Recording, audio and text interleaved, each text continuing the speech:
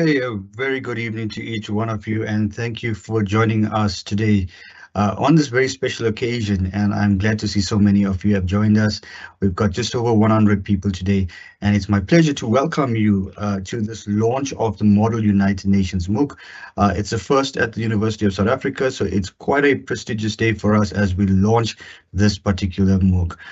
With me, we have our panelists today, which I would welcome as well. Officially, I want to welcome Professor Makano, who is the Executive Director for the Department of Tuition Support and Facilitation of Learning at the University of South Africa.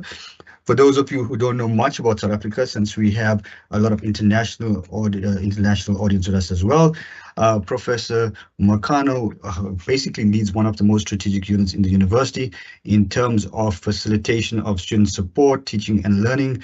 It is a department made up of several directorates and strategically for student support, curriculum development within the institution. Part of the initiatives that we have at the institution, specifically this particular project, falls under the leadership of Professor Makano. By a background itself, she is a professor in education with vast years of experience in education, and this is why it's really a pleasure for us having you here today to welcome you officially because of her background as well. Professor Makano, thank you so much for joining us today, and let me hand over to you, Prof, for the official welcome. Thanks, Prof. Thank you, Program Director Dr. Denzel Chetty, and I also want to welcome all the colleagues that have joined online. I also want to express a word of gratitude to all of you. Indeed, at UNISA, in the Department of Tuition, Support and Facilitation of Learning, we are excited about the launch of the MOOC because this is one of the important sustainable development goals.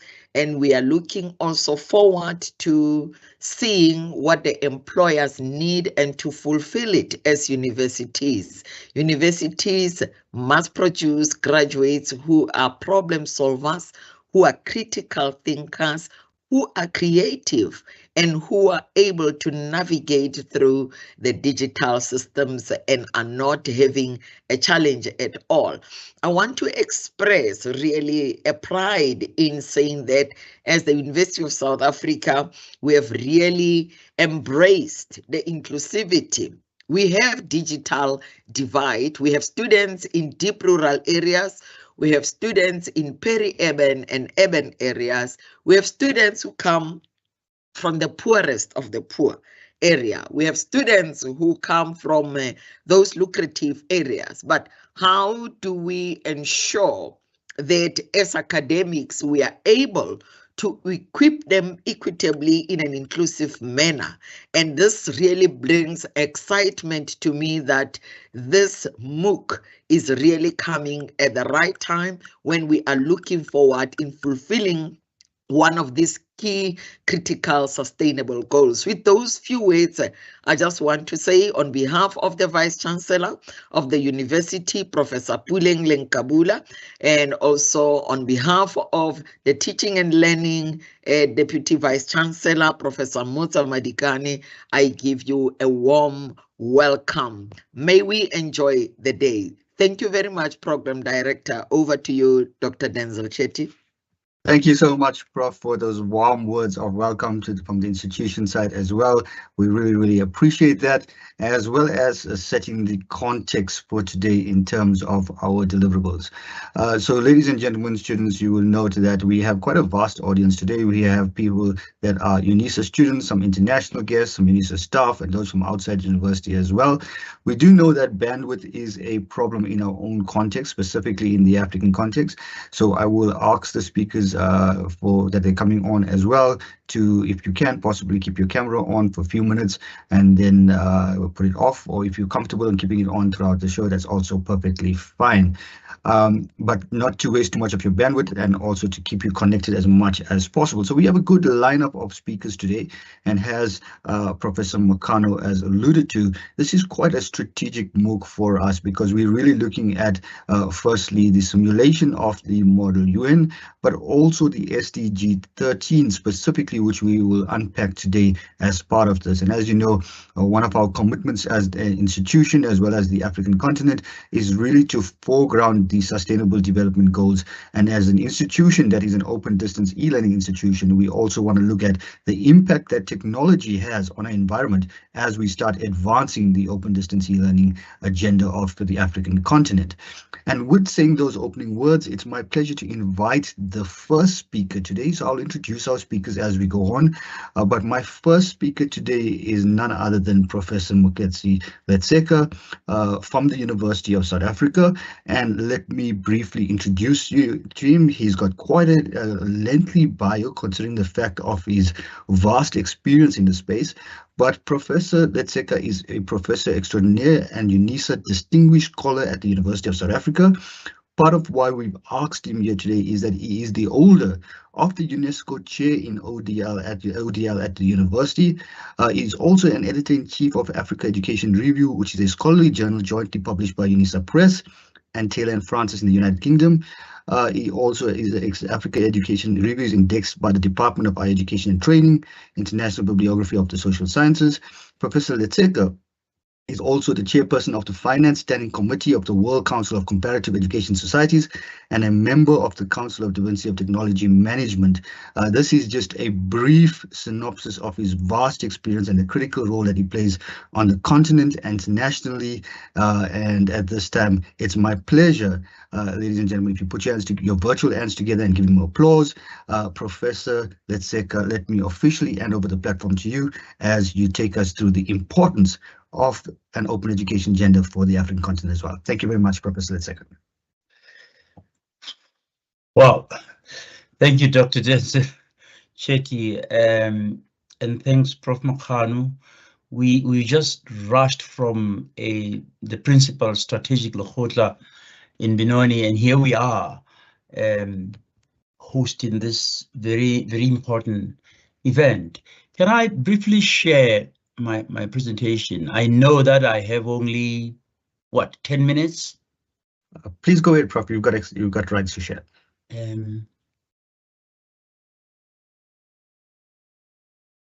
hope you can see my presentation.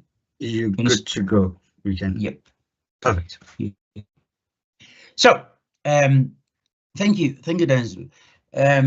I'm fascinated by this initiative, but I also wanted to start by painting a much broader picture.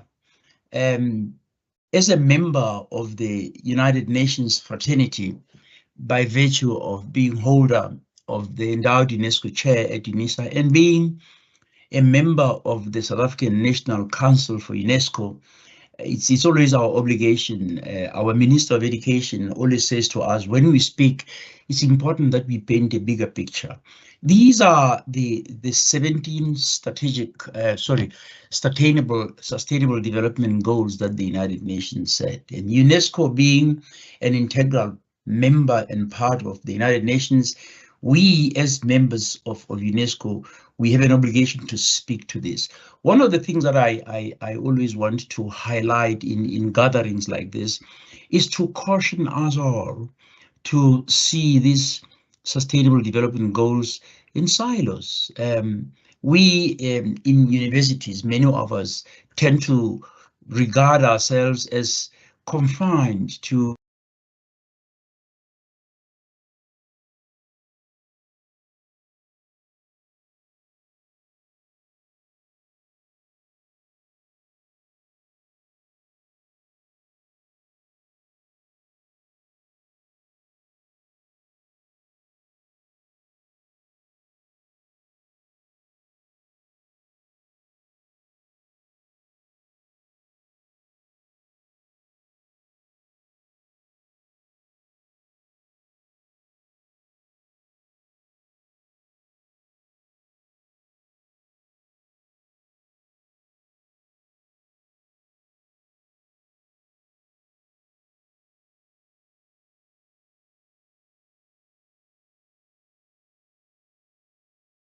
Can I quickly check, Keshav? Can you hear on your side?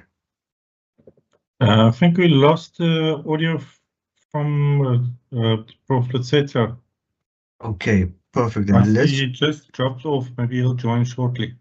Okay, let's try to give you, maybe Richard, if you can just try calling him back in. So ladies and gentlemen, while we're trying to get Prof. Letseka in, you can see these are some of the challenges that we are currently having in terms of connectivity. I must say it's doing much better than previously in the country, but we are, Prof is back. Prof, are you back? Prof. Letseka? Prof. Letseka, yes? Hi, I'm back. Perfect, thanks, Prof. Can you hear me? We can hear you loud and clear now. Yeah, my sincere apology. We live in an area where we just had a power outage and cable theft, so we are running we are running through all these matters of. Can I reshare? Please, Prof, please go ahead. Yeah, my apologies for that, colleagues. For those of you who do not know, this is South Africa. I think that's a very good point you're raising, Prof. Especially we have international people with us.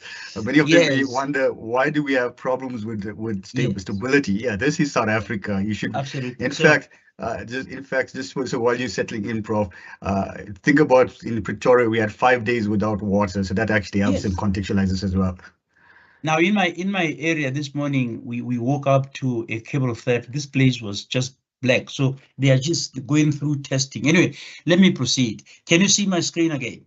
Yes, Prof, go ahead. Thank you. See, where I was basically pointing to the danger of us looking at the SDGs in silo. I mean, we are in higher education institutions, many of us, but SDG 5 affects us. We need to contribute to it.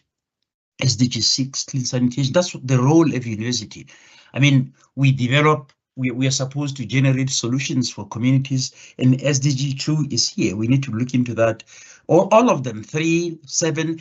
If we look at this, the United Nations created a menu. It's a complete menu that says to us, if we are concerned about the well-being of humanity, then we need to pay attention to each of these sustainable development goals. And here in this particular webinar, the focus is on sustainable goal 13.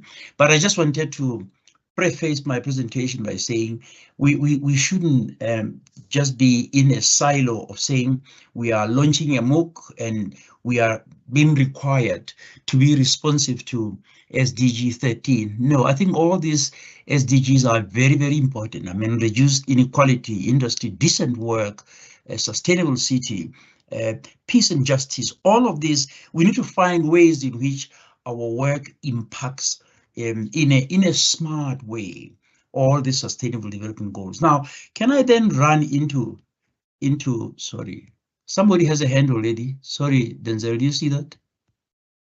It's fine, go ahead, Prof.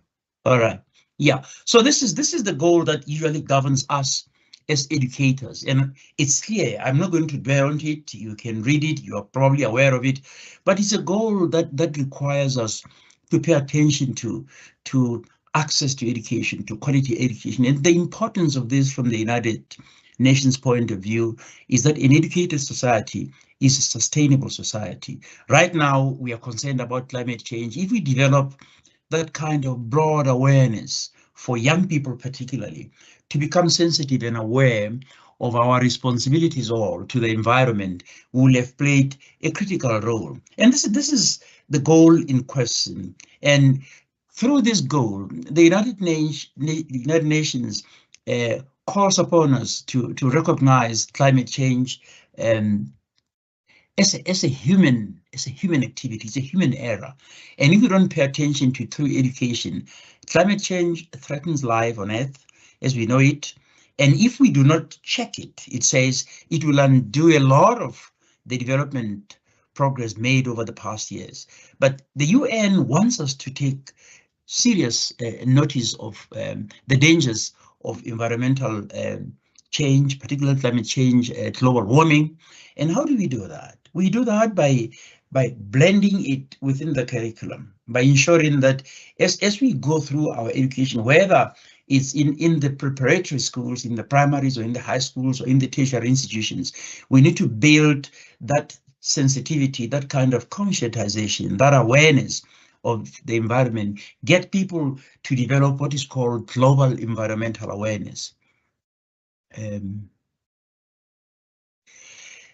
United Nations, for example, passed a document some years back, I think it was in the 90s, called the United Nations Framework Convention on Climate Change. What came out of this convention is a document that basically, as it were, spells out the very fundamental principles that undergird the Sustainable Development Goals. The idea there was the need on our part as human beings living on this earth, occupying this world, to see the imperative to stabilize the greenhouse gas concentration. Now, this is very important. The bigger nations in the world, particularly the United States, China, our own country here, our power is coal-driven, and coal is a major pollutant. If we cannot deal with that in a sense of getting the authorities to see the importance of renewable energies, solar, hydroelectric electricity. If we cannot bring in the importance of renewable energies into our energy grid, and we continue to use coal and pollute the environment, we are complicit in the degradation of the economy. So we need to create, through education, a sense of adaptation to climate change. Let's get people to become aware that the world is changing, and it's changing because of our own fault as human beings. The pollution that you find when you get into China, when you get into the United States cities, or when you get into any major city, it's basically an indication that authorities are not thinking creatively about how to stem the damages of climate change. We need to promote sustainable development in a sense of making sure that people recognize that which damages the environment is something that we need to actually eschew. In a sense, we need to embrace all those things that create the livelihoods that we desire, but that are not harming the environment. But we need to create also provision for financial and technology. So all these things need money. So governments need to put in place budgets that are huge enough to ensure that all the priorities that the United Nations sets upon us are achievable. And then we cannot do these things alone. We need to seek partnerships and collaborate with others. This document then calls for the promotion of international cooperation. This is, I'm not going to dwell on this, but this is one of the documents that has just been released by UNESCO, and it's simply titled Education for Sustainable Development. This is basically the gist of what I'm talking about. It spells out what are called priority area national areas, and they are all 5, and they specify a lot of very critical things that as educators we need to really pay attention to. Education, for example, the integration of global, regional, and national policies, building capacities through educators, and recognizing the role of young people in environmental awareness, and looking at the local level in terms of how our policies, for example, integrated so that we move as one bunch going forward. Now, for people coming from outside, this is happening in South Africa. We are already experiencing and witnessing the dangers of climate change and global warming. This is a province in one of our coastal areas called KwaZulu-Natal, and KwaZulu-Natal has been buffeted by floods. What you see here, these are not AI generated. These are real images that were taken when KwaZulu-Natal was hit by floods, as if we had had enough. As if we had had enough. In that very same province, about a month ago, the province was hit by a tornado. Just look at the devastation. Now, these are not informal settlement shacks. These are buildings that are designed by architects. These are buildings that are developed these are buildings that are supposedly based on solid foundations, but the tornado came and basically decimated all this. As we speak, there's a lot of trauma in Tonga at the moment. There are lots and lots of foundations. There are lots and lots of displaced families.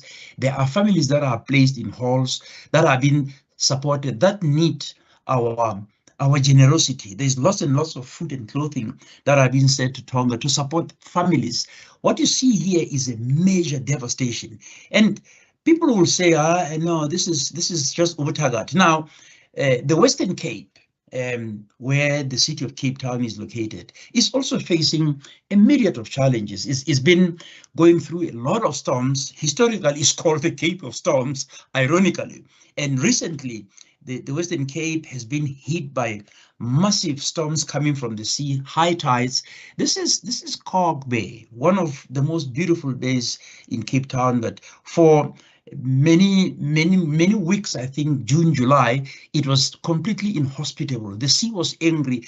Look at this wave. This wave overshadows even the tower, the watchtower, the lighthouse. This is how we need to be responsive to the things that are happening now. The Eastern Cape, I worked at the Eastern Cape for 10 years. The Eastern Cape, about a month ago actually, was overrun by wildfires. Houses were burned down. Again, families were displaced.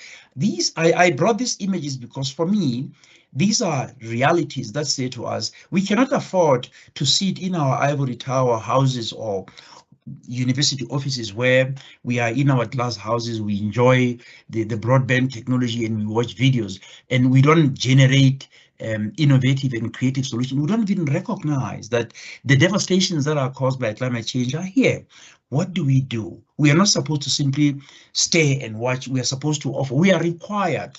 Societies have paid lots of tax money towards our education, and it's incumbent on our part to utilize the skills, requisite intellectual capacities that we have to think through these matters and say, how do we do it? And I think Dr. Chetty and Professor Makhano, this MOOC for me is very important, and I'll explain why. At UNISA, we are a huge university on the African continent. I've had even this week people saying UNISA is the largest open distance university on the continent. It is not. It is second to the National Open University of Nigeria, which has over 700,000. We are right now, as the slides will show, we are right now just over, I think over 300. We are just approaching. My slides have jammed. My apologies. Yes, this is UNISA, and I needed to run to the slides. This is the slide that shows over the years. I picked 6 years because I needed to show data from 2017 up to 2022. If you look at the numbers, UNISA has been hovering at just under 400,000 in terms of enrollment. 2020 was supposed to be the pinnacle. We almost reached 400,000. We said at 39,000. At the moment, as of 2022 and 2023, even now, we are just around 370. So we have been constant on and around 300. An institution that has students in the region just about 100,000 is called a mega university. As you can see, we are 3 times the size of a mega university. But we are not a conventional university where students go into classes. If they are scientists, they go into the lab. No, we are an open distance learning. We reach out to students who do not necessarily have to be within our buildings in order for us to engage in teaching, learning, and research. How do we go about doing our business? We mediate the teaching, learning, research, even community engagement through the use of technology. We are an institution that reaches to our students across the world. We are not just a South African university. We are a South African university. We are an African university. We have a satellite campus in Ethiopia, but we have students coming from across the world who enroll with us. We mediate our work through technology. But that's exactly the point. I mean, at some stage when I started at UNISA, I taught an honors degree class that had a total student number of 15,000, and people ask me, how do you manage that? Once you work in an online institution, you learn the ways. There are ways, there are support system, but they are all, it's a skill, it's a craft. We go into it. We are now, I've been at UNISA now for almost 18 years. We perfect the art of leveraging technology to reach our students. And for me, the MOOC is very important. I've pulled this image because how do we reach our students? We develop MOOCs, we develop OERs, but we develop a lot of technical interventions. We video, we use Teams, we use Zoom, we use Google Meet, even a simple WhatsApp video, we use that. But a MOOC is, in my view, the most cost-effective, most effective tool in teaching that allows us to reach millions and millions of students across the world. That's why we need the reliance on the MOOC, this massive open online courses. For me, it's a game changer. There were debates when the MOOCs came. I mean, younger people will see the MOOC is not new. In the past 5 years, MOOCs came. There were debates about whether MOOCs are effective or not. I mean, others even mocked and said to MOOC or not to MOOC. But realistically, we know at UNISA that the only way, one of the ways we can reach our students is to develop MOOCs and make sure that we create a constant visibility and availability of our course materials through the MOOCs globally, and we engage with them. And I brought this because one of the things that we need to be acutely aware of is inequalities. South Africa is classified as one of the most unequal societies in the world. I think it's along the lines with Brazil.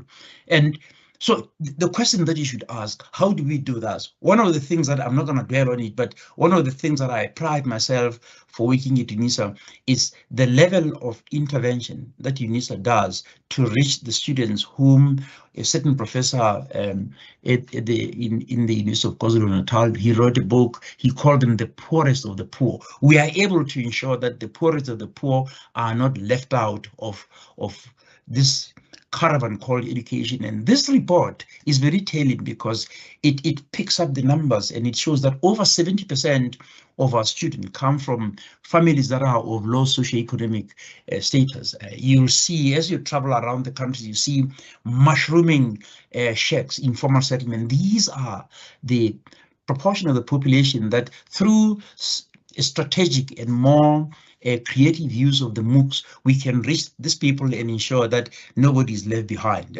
I'll run quickly, and I thought, Dr. Chetty, that it's also important to bring in the open educational resources. A MOOC is in itself and by itself an OER, and if I didn't touch on the importance of the open educational resources in this gathering, I felt they've done injustice to the conversations. I think I've reached the end of my talk, and I'll stop here. I don't want to hog the spotlight so that I can allow others to come in, and then we can cross-pollinate and share ideas. Thank you, Shetty, for the opportunity. Thank you so much, Prof, for that. I think you really set the context, and I think you really deserve a virtual round of applause for linking this so beautifully for us. I mean, you brought in right at the beginning, moving away from the silos, and I think that's quite critical for us of how we break the silos between the SDGs. And you've done this so brilliantly, Prof, where you've weaved in the idea of education as the foundation for the SDGs and link that back to the reality on the ground. And I think the kind of images that you've shared, it really sets the context for us. And you've captured the essence of it. And I think that's where we are today, to think about how do we create access through education, conscientization of the SDGs, plus creating a model of a simulated UN where we can create public awareness. And that 2 points of accessibility and cost effectiveness is critical for us. So I think you've really set the agenda for today as part of this as well, Prof. So thank you very much for that, and also for your time. I really appreciate that. Much appreciated, Dr. Pitch. Yep. Thanks, Prof. And ladies and gentlemen, as we move forward, I also want to welcome all those that are joining us on the YouTube channel as well. Thank you very much. For those that are having challenges with your with connectivity, please do post on the chat, and I see our colleagues are responding to some of your comments regarding connectivity as well. We're now moving on to the next part, and I think the critical part for us today is really for us to think strategically about the MOOC that we want to launch today, its purpose, and how do you actually access the MOOC. And at this time, it's my pleasure to invite Keshav Gupta. Keshav is a close friend of mine's colleague. He's been working quite strategically with DAIS. He's the CEO and founder of DAIS, but he's also, I think, at the bottom, as you can say, at the ground level in terms of where his in terms of India and where he's working with the grassroots community. Keshav has been working towards the achievement of UN SDGs with a core emphasis on climate action, quality education, gender equality, and peace. He founded DAIS in 2014 with an aim to empower youth and fostering through their leadership towards positive change in society. He has been awarded the Global Green Schools Award at the UNGA Climate Action Week, New York City, and the Chakra Award instituted in partnership with the United Nations. He is currently working on engagement of youth towards nonviolence and peace as the coordinator of the Youth Working Group at the World House Global Network, formerly with Stanford University. It's my pleasure at this time to welcome Keshav to the floor as he walks to us more strategically about the purpose of this MOOC that we are launching today. Thank you so much, Keshav, and let me hand over to you. Thank you, Denzel. I hope I'm audible to everyone. Good evening from India. And before I start with what I had prepared my remarks around, I think let me just thank UNISA for this incredible collaboration because it taught me so much while we were designing this course with UNISA about how online education works, and especially this context. And I think this all started with a in-person dialogue in South Africa, in KwaZulu-Natal itself, last year, this year, in fact, last year in June, when Denzel and myself, along with a few of other colleagues who are also on the call, we all met, and that dialogue, I think, is the very essence of this very MOOC. So when we look at the context here, as we all know, 2024 is an extremely critical year for the world with several crises, climate change, rising inequalities, and also growing distrust in the very idea of the United Nations across the world. UN itself is going to be meeting in September during the Summit of the Future to understand what the 2.0 version should be. And climate change and conflicts are at their absolute peak in the history, as we have seen. So this year is a very important one. And young people are basically inheriting this legacy. So I firmly believe that they must have a say in the direction in which the UN goes. And MUN is this one activity that engages millions of young people during the whole year as academic simulations of the proceedings of the UN, where young people assume the role of diplomats and try to find solutions to these contemporary global challenges. Now, the DAIS, we've set up, we started working on SDGs about 10 years ago in 2015. And in the past 10 years, we have been working with school students, with university students from different countries, and found that Model UN is a very interesting tool. It's an interesting platform to build knowledge, skills, and bring out youth voices on sustainable development goals. So this strategic collaboration with UNISA is intended to expand this impact globally, create a universally accessible tool and an engagement space for young people interested in social change, especially when we look at climate education for the purposes of this MOOC. Now, this MOOC will provide a space for the participants to learn about the procedures, essential skills and competencies needed to participate in Model UN engagements around the world. The participants will also be able to learn at their own pace through carefully curated modules about researching effectively, understanding issues that are being discussed, and policies of various nations participating in these discussions. They will further learn about the intricacies of foreign policy and international legal systems, as well as drafting resolutions from the consensus which emerges out of these meetings. Now, once they have all gone through that, the participants will implement their learnings to understand SDG 13, climate action, and the impact of green technology on climate change. The MOOC will eventually culminate with an immersive simulation where the participants will be able to perform the role of these diplomats and experience an actual MUN. The goal thereafter is to foster this community into a strong, engaging group and host regular meetings following up the MOOC to find more youth-led solutions on climate change. Now, very quickly, why specifically MUN and not any other format, right? So using MUN as a medium, the competencies that we are building in one activity are dialogue, research skills, leadership, problem solving, critical thinking, and collaboration. These 21st century skills are eventually going to translate not only in terms of employment competencies in today's world, but also they're quite essential for leading effective advocacy and action for young people in achievement of SDGs. MUN is this one common language that young people from around the world are speaking. This is what I saw in my experiences in Afghanistan, in South Africa. I know Mexico does Model UN. I know Costa Rica does Model UN. I know the MUNs are happening in the US. So it's a common platform where magically, like Instagram, all young people can connect in a very in their own way. Now, another critical aspect of this MOOC is that it is helping students, the participants, understand the functioning of the UN, its organs, its agencies and programs, and how the UN approaches these issues. Why this is very important is because it enables young people to think of solutions in a structured manner. When they are being thought of in that way, they can be easily integrated into the ongoing discourse of the UN, which makes the solutions more useful for member states as well as the UN to incorporate. And again, it makes it easier for the UN and the civil society to engage young people.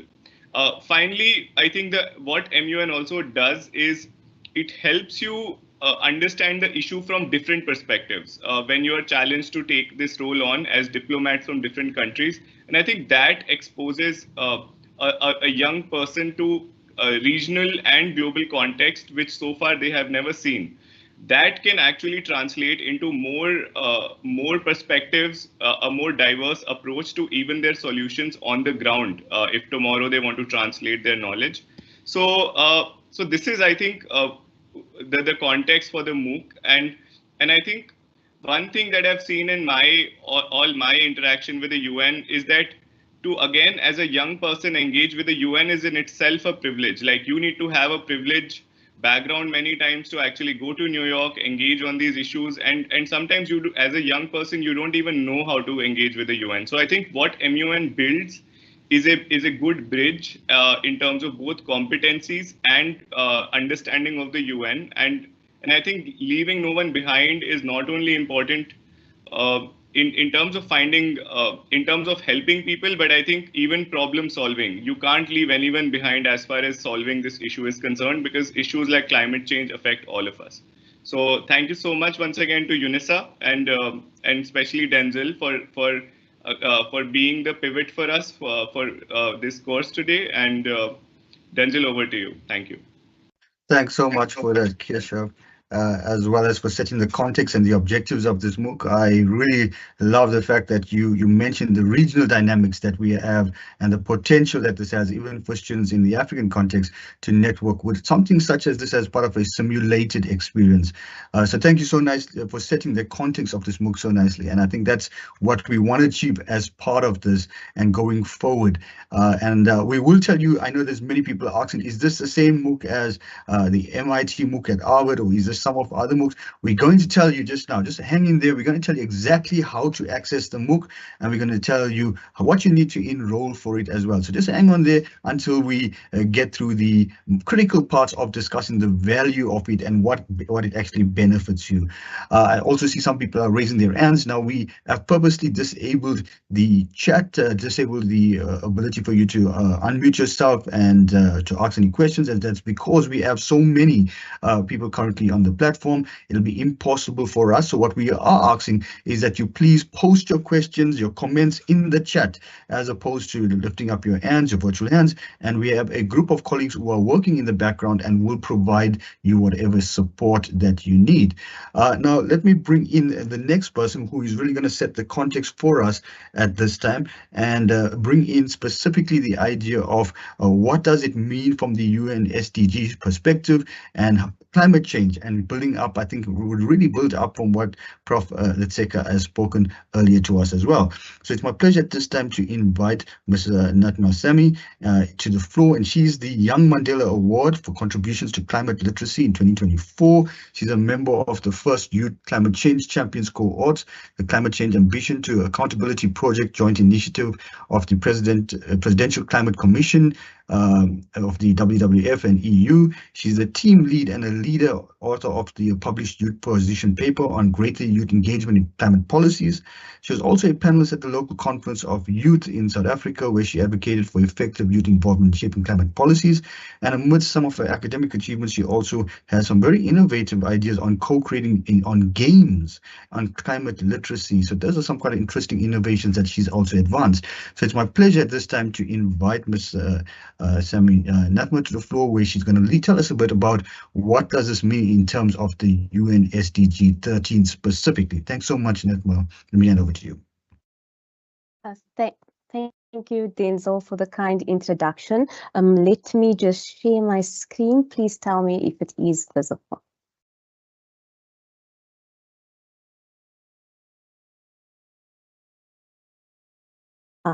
Is my presentation visible at the moment, Denzel? It's coming up slowly. It's perfect. You can continue. Okay, thank you so much. Thank you, everybody, for joining us. Yes, Richard? Please share your screen and not the window, please. Okay. Sorry, Richard, give me a second. And remember, if you're going to include sound, just to tick the box for sound as well. Okay. No. Richard, give me 1 second. Okay.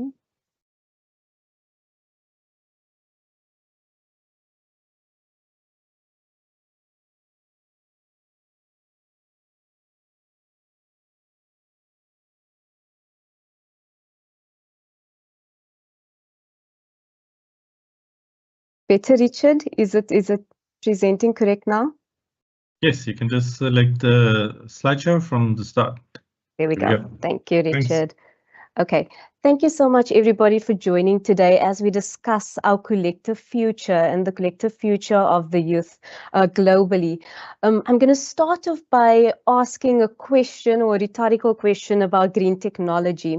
Now, when we think about green technology, there was always this idea that green technology, is it something that's required for our survival, or is it just something that's alternative survival, essentially?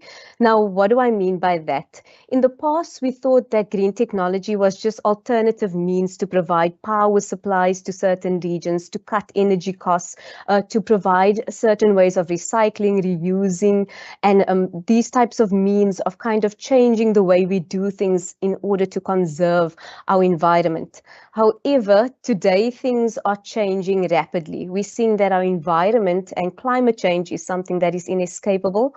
And on the other hand, technology as well is something that it's just changing at an alarming rate that we can't really keep up with.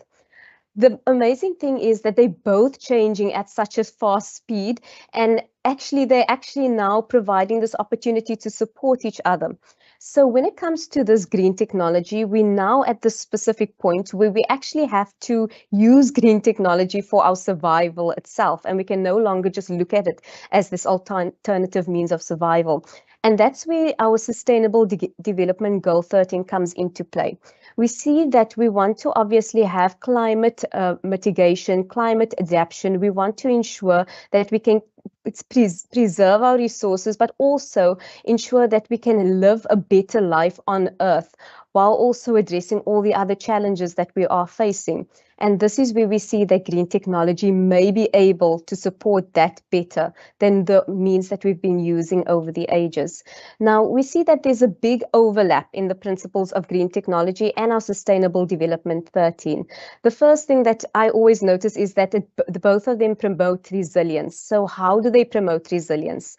When it comes to your green technology, what you actually see is that the green technology provides this opportunity for different communities to become resilient, to be able to not be reliant on external sources and able to generate their own energy sources or their own means of survival in different spheres.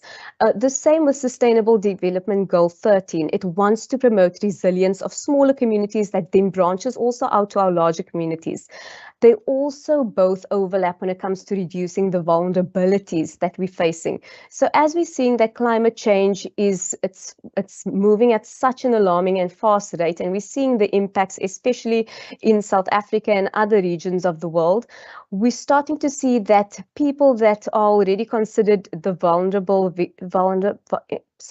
part of the vulnerable parts of society, they are actually open to more disasters from or as a result of climate change. And this is where we see this overlapping principle come into play.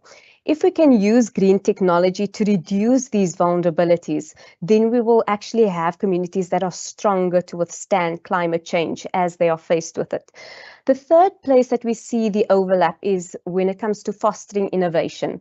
So when we talk about green technology, we're actually forced to do something. We're forced to be creative because we have to meet two criteria. Firstly, we have to make sure we're keeping in line with the technological advancements that's taking place. And at the same time, we have to make sure that we are abiding by our philosophies of green or energy conservation, or what we'd say Sustainable Development Goal 13, which is climate adaptation and mitigation. So in this, we start to see that Sustainable Development Goal, it's calling for this urgent action to tackle climate change, and green technology is also providing tools to achieve it by promoting renewable energy, energy efficiency, and sustainable development practices. And when we move on just a little bit, we will see, sorry, my screen has frozen. We move on to something else. We start to see that we have something called, or something that we can refer to as an eco cycle of technology, and it's a closed loop. So I'm going to start on the right-hand side, and I think this is the most dangerous thing that we can go into, and we're going to see why this MOOC is so important, especially as we're advancing more into green technology. It's called the false green technology innovation. So this is when people essentially believe that they're engaging in green technology innovation, but essentially they're not. So they think they're going in the right direction, but essentially they are not really conserving their resources. They're not really adhering to the sustainability practices which is required of them in their day-to-day actions, or when it comes to big businesses and organizations. We then have also in the middle, the negative cycle of non-green technology. And we saw this impact in the past with the Industrial Revolution, where we're still grappling with the negative impacts of our industrialization. And then on the left, we see the circular nature of green technology, which is what we want to move to. However, in order to move to that, we need information. We need to know where we can go to in order to advance in that specific sphere. And that's, of course, where this MOOC is going to come into play to a large degree. And what's amazing about it is that when you see young people and you see them interacting, or you see them asking and discussing technology, they're quite excited about it, but they are a little bit lost in terms of where they can go to in order to gain resources and in order to essentially support Sustainable Development Goal 13 and also advance themselves when it comes to green technology through the creation of their own businesses, or even advancing themselves in their own careers by then going into green technology spheres.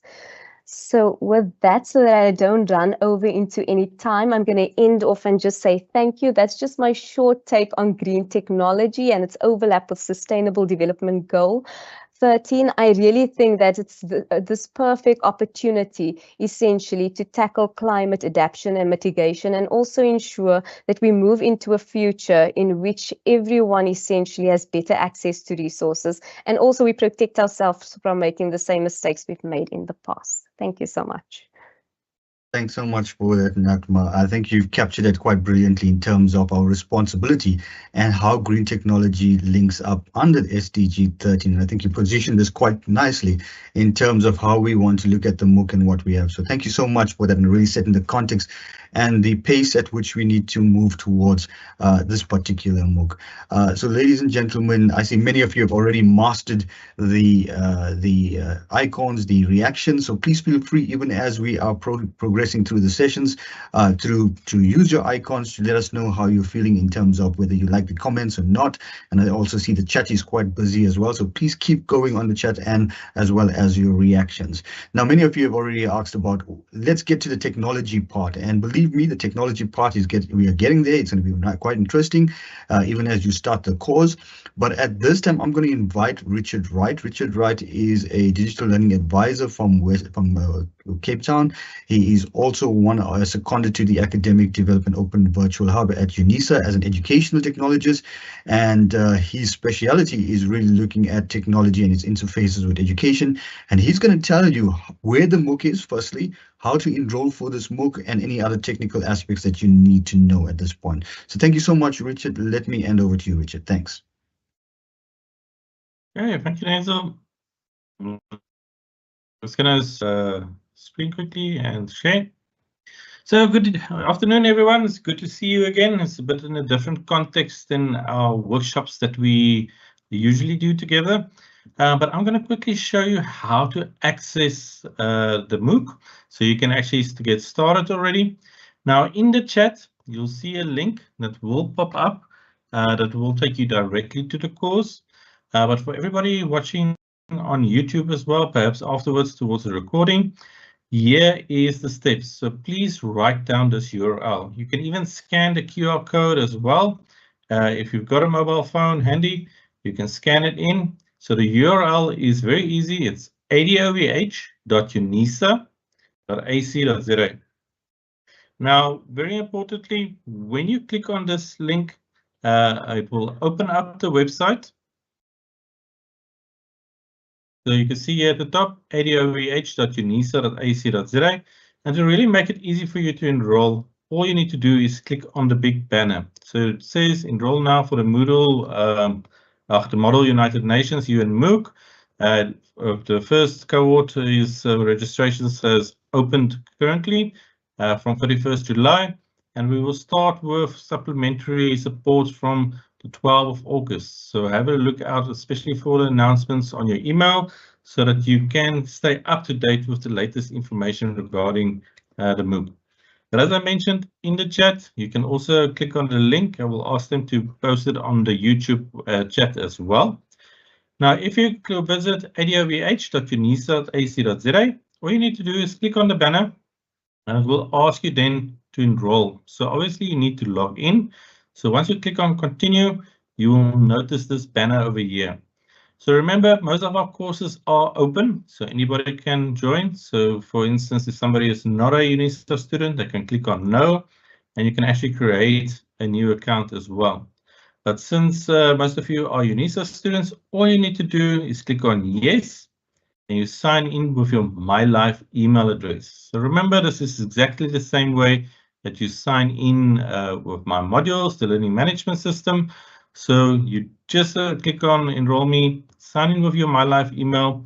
Once you are signed in, you will notice your name at the top right. That means that you have successfully signed in.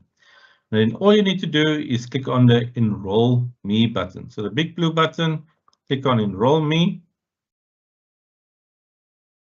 And then it will give you a message to say that you are now successfully enrolled into the course. So you can start working through the material, the activities, the welcoming message.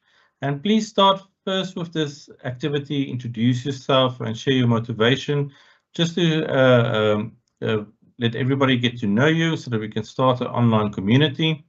Remember, there's also, if you click on the show more options. So for instance, once we start with the announcements, it will be available here. And we've also incorporated a reflective journal. So as you progress through the MOOC, you can keep pace of what you're learning. So as you work towards your final activity.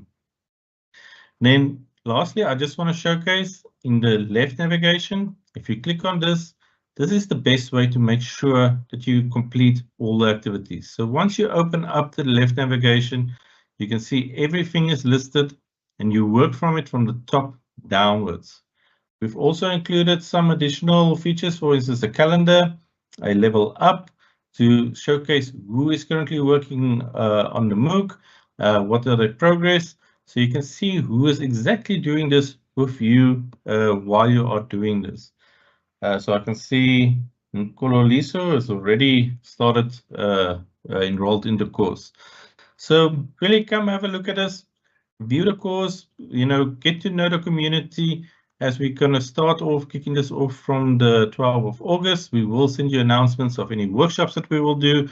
And lastly, I just want to showcase, if you run into any technical problems, please email us at adovh@unisa.ac.za.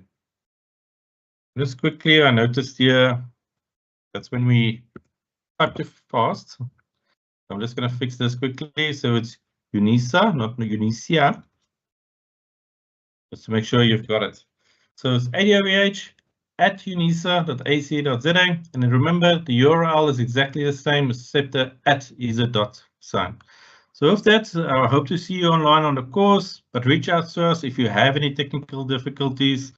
And then that's all from me. Thank you, Denzel.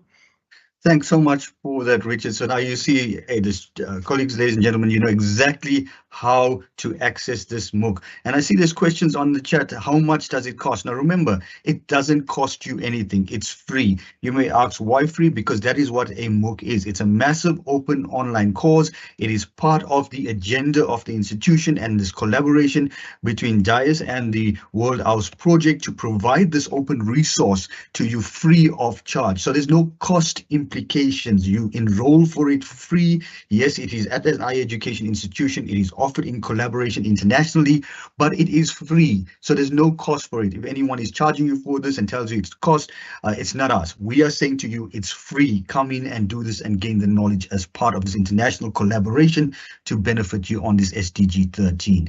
Richard has placed the link also in the chat, so you will find the link also available to you in the chat. And if you have any questions on the chat, please post your comments on the chat. And Richard, we also have David and Natma as well, who will provide you any guidance that you need on the chat in terms of how to access the MOOC. Now we move on to the next critical part of our session. You will note that for those of you who may not have known by now, literally all of us are scattered throughout South Africa and internationally as well. So Natmo and Richard are somewhere in Western Cape or on their way to Western Cape. George, Keshav is in India. I'm in Pretoria, and Prof. Letseka is also in Pretoria. I'm hoping he's still in Pretoria, but he could also be in Limpopo. I'm not sure where he is today. But we've got people scattered throughout, and this is what makes it so nice, is that the fact that we can use technology to bridge the digital divide across the world. And now our next session brings in some key individuals across the world, and we have 3 key individuals who are internationally acclaimed in terms of the space of the SDGs, the space of involvement with the United Nations, the space also in terms of government, etc. So they come highly recommended in this space, and we're going to bring them to the panel. So we're going to do it a bit different today. So firstly, I'm going to introduce the first speaker, give the first speaker 2 minutes to greet you and an opening statement, and then move on to the second speaker and the third speaker, and then we'll open up the floor. We have a set of questions which we're going to engage with them. So I'm going to invite our first speaker, which is Yuriko Yashikwa from Costa Rica. And Yuriko has worked for over 35 years to advance inclusive and sustainable development, human rights, and cultures of peace within and outside the United Nations system. So she's got major experience in terms of the United Nations. In the UN, she has served as regional director of the UN Population Fund for Asia and the Pacific, resident coordinator of Bolivia and the UN Population Fund for Asia and the Pacific, Costa Rica. She's the UNICEF Associate Director for Policy Advocacy and Knowledge Management and representative in Mexico and Ecuador. Among other efforts, Eureka has participated in facilitation of negotiations that led to a national agreement on a new constitution in Bolivia. The development led to a national agreement to citizens movement around universal basic education in Ecuador and the advancements of rights of indigenous people and Afro-descendants in Costa Rica. She is currently a member of the roster of mediation experts for the Inter-American Development Bank Independent Investigation and Consultation. She also has an academic background and works at the university and an independent journalist and consultant based in Costa Rica. Eureka, thank you so much for joining us at this time. Let me hand over to you for a quick greetings to the 220 plus people that we have with us on the channel plus on YouTube, and maybe just an opening statement as well. Thanks, Eureka.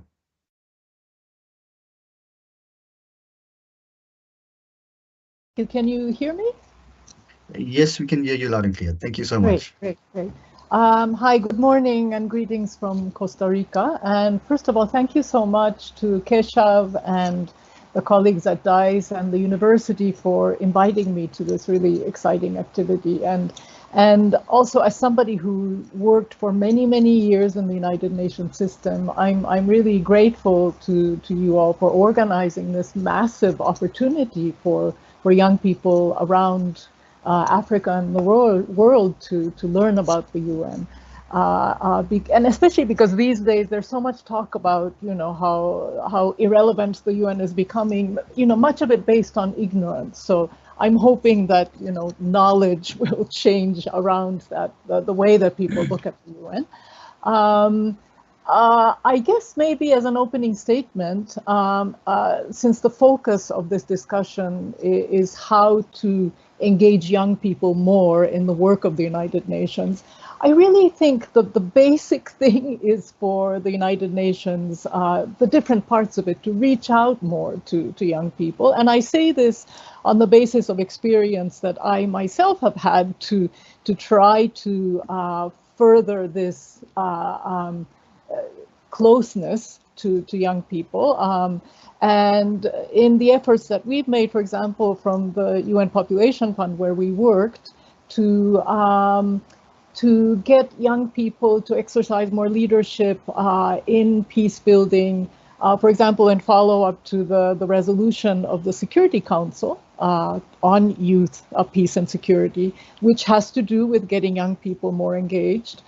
We've had really great response and enthusiasm from young people when we've tried to open up space to hear from them, or to engage more young people in humanitarian assistance, or in furthering sexual and reproductive health services for young people. So I think the lesson there is that if you make that effort, if the United Nations makes that effort to reach out to young people will respond. So I think we have to build on these constructive experiences and to expand it more. Thank you so much, Yuriko. Thanks so much. I think you've captured the essence of that quite nicely in terms of how do we bring young people to the table and bridge those gaps. And we'll get back to that. We're going to build on that, I think, as part of the conversation, the panel session that we're having now. Let me bring on our next speaker to the platform, Dr. Johnny Mack from the United States. And Dr. Johnny Mack has a distinguished career as a senior executive in public, private, government and non-profit organizations. He has extensive experience in social change, community development and international relations. His professional background includes serving as the Executive Director of the Martin Luther King Jr. Center for Nonviolent Social Change and President of the House of the Mandela Family Foundation. He has served as the Senior Executive of several nonprofit organizations, including Realizing the Dream Incorporated, which he co-founded with Ambassador Andrew Young and Martin Luther King III as an international non-profit social change organization. He most recently served as the Associate Director of the World House Project at the Freeman Spogel Institute at Stanford University, where he taught, researched, and wrote on social change and human development subjects. He's also the founding director of the World House Project and one of our co-partners in this MOOC. It's my pleasure at this time, Dr. Mack, to hand over the platform to you. And I know this is your space as well. And I must actually also say that Dr. Johnny Mack has extensive government exposure in the African continent as a negotiator and mediator for peace as well. So with us, we are really privileged to have him. I think he just came back from an international trip as well. So Dr. Mack, thank you so much for taking the time to join us today. Let me hand over to you for your greetings to the participants and your opening statement. Thanks.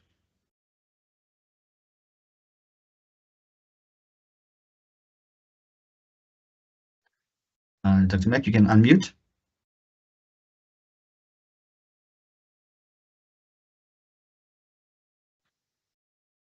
Okay, I think we seem to have a challenge with Dr. Mack.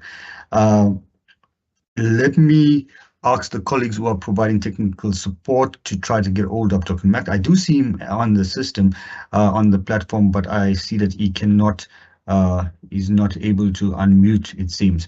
Let me bring on my next panelist, the third panelist, while our technicians try to get hold of Dr. Mack and resolve the issue. Another colleague of ours who has worked quite well in terms of the World House Project as well, and I had the privilege of meeting him while he was in South Africa last year. Jose is a lawyer from the Faculty of Law of the Autonomous University of Cape Town, with studies in entrepreneurship, leadership and social management, education in human rights, risk management, open government and public policies. He's the CEO and founder of the organization Jornada de Derechos Humanos AC, which focuses on human rights education for youth from a multidisciplinary approach. It was founded in 2013 in Mexico, and throughout his organization work, he has impacted more than 35,000 young people since 2013, and that's quite an impressive number. He's an academic member of the youth program of the Permanent Secretariat of the World Summit of Nobel Peace Prize laureates, and I know he's also a key player in the current summit that is happening in Mexico this year as well. Jose, thank you so much, Jose. Let me give you an opportunity to greet the colleagues and also your opening statement as well. Thanks, Jose. Thank you so much. Thank you so much for all my colleagues here. Thank you so much, Kishab, of course, the UNISA and also the World House Project to create this space to share to the world this important kind of projects. Of course, I'm based in Mexico, in the southeast of Mexico. But of course, we have a worldwide understandable of the world and of the issues that we are facing. And as a human rights educational specialist, I really do celebrate the efforts like that we are celebrating today to foster the non-formal or educational formats in the world, like the MOOCs models. And also I'm celebrating new approaches for education that contribute to the sustainable peace. And also it's very important for me to remark as a human rights activist, it's very important for me, for us working at the grassroots levels, that this kind of MOOC or and massive open online course free of charge for the world it's a very good way to innovate in the education and also to make affordable the civic and democracy education that we think that we need more that before this kind of education. And of course the online format is an innovation, and thank you so much. I will start with this thought. Thanks so much, Jose. Let me check if we got Dr. Mack back on. Dr. Mack, are you able to unmute? Okay, it seems as though we're still missing Dr. Mack. I think I know our technicians are working with him on the side, so let's just give him some time to get back on track.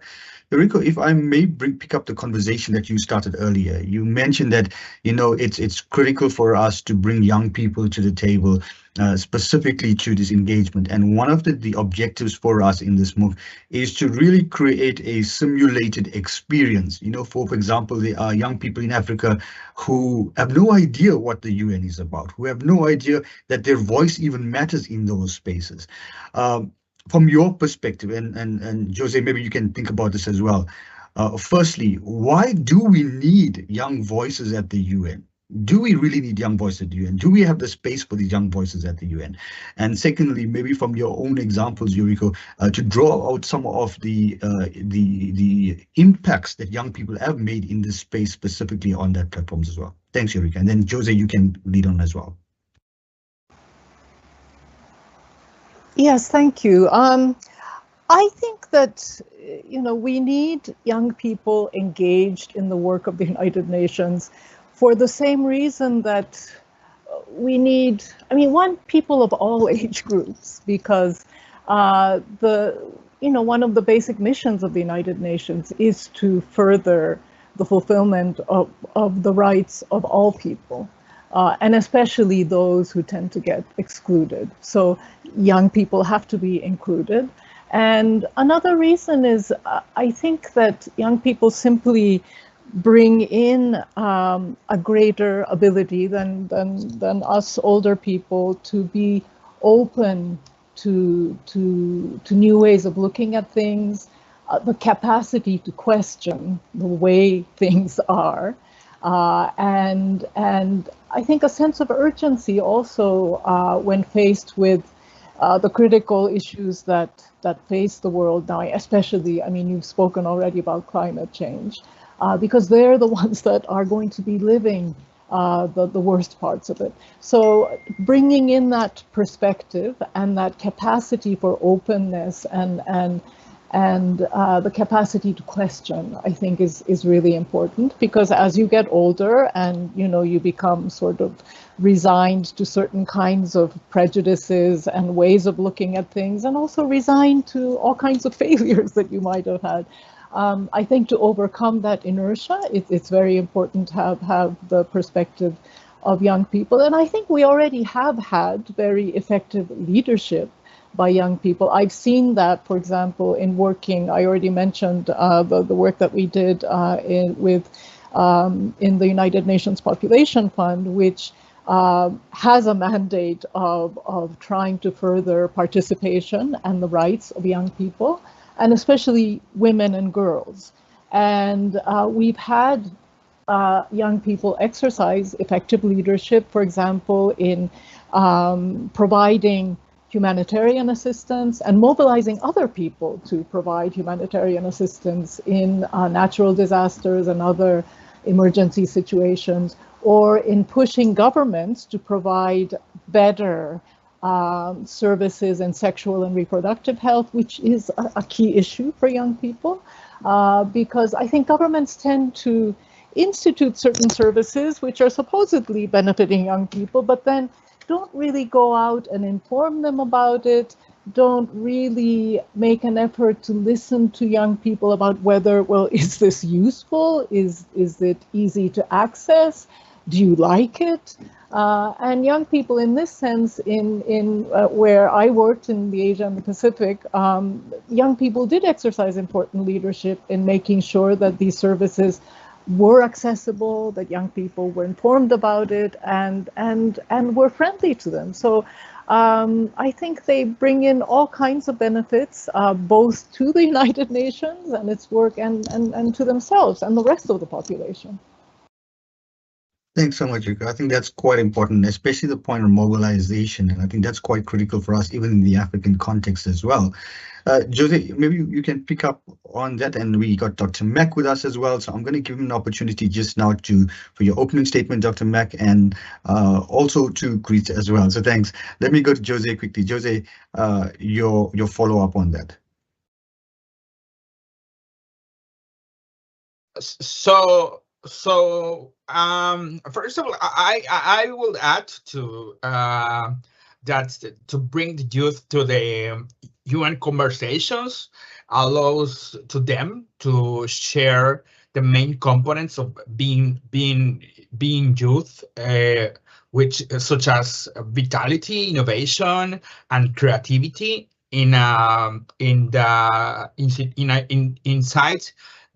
an institution that it's sometimes it seems a very so far for the youth, and also as you mentioned, Dr. Denzel, it's not as working in Latin America and Mexico and all the Americas, Western Hemisphere region, not is just a challenge in Africa.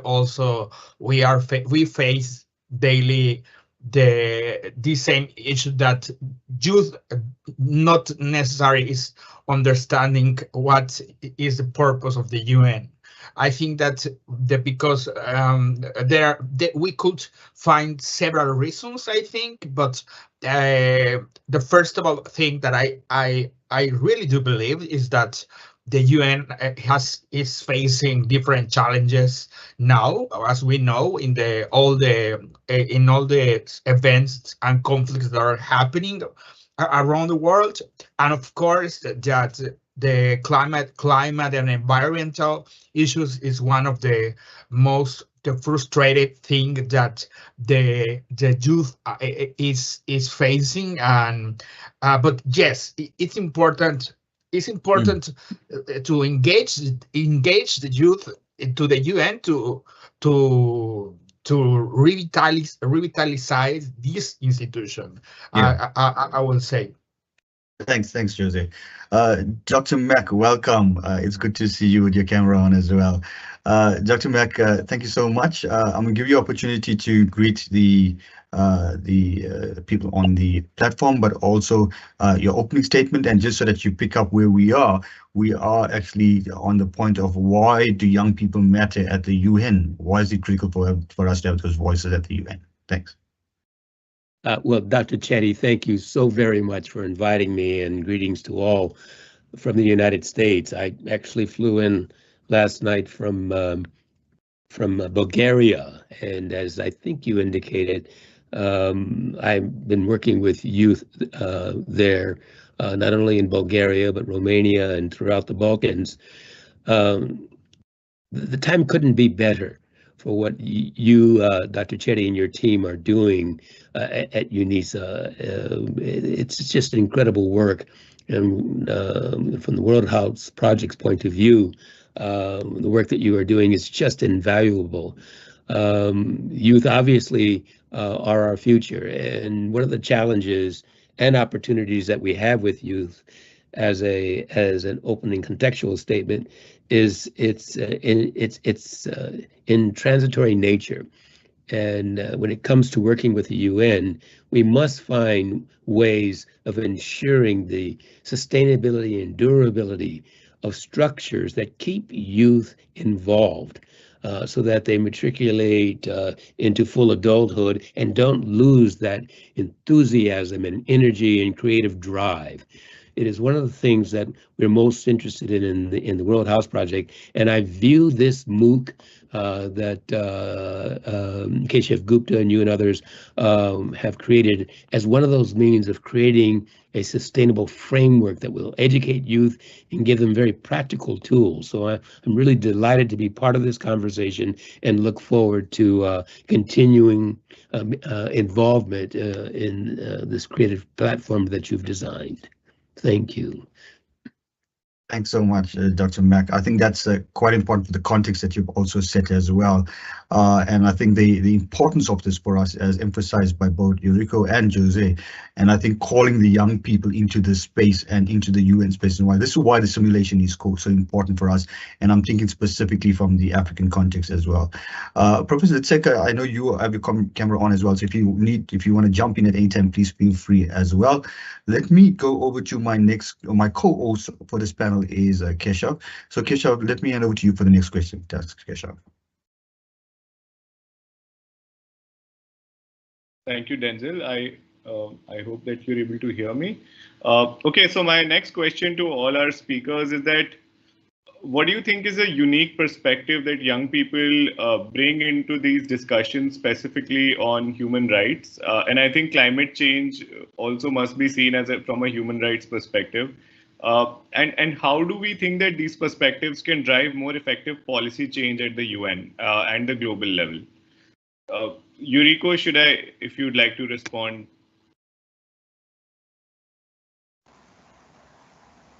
Yes, so I think one thing is something that I already referred to, which is just this capacity for greater openness and freshness of perspective, and just the ability to be open to new ways of looking at things, openness to people and ways of thinking and living that are different from yourself.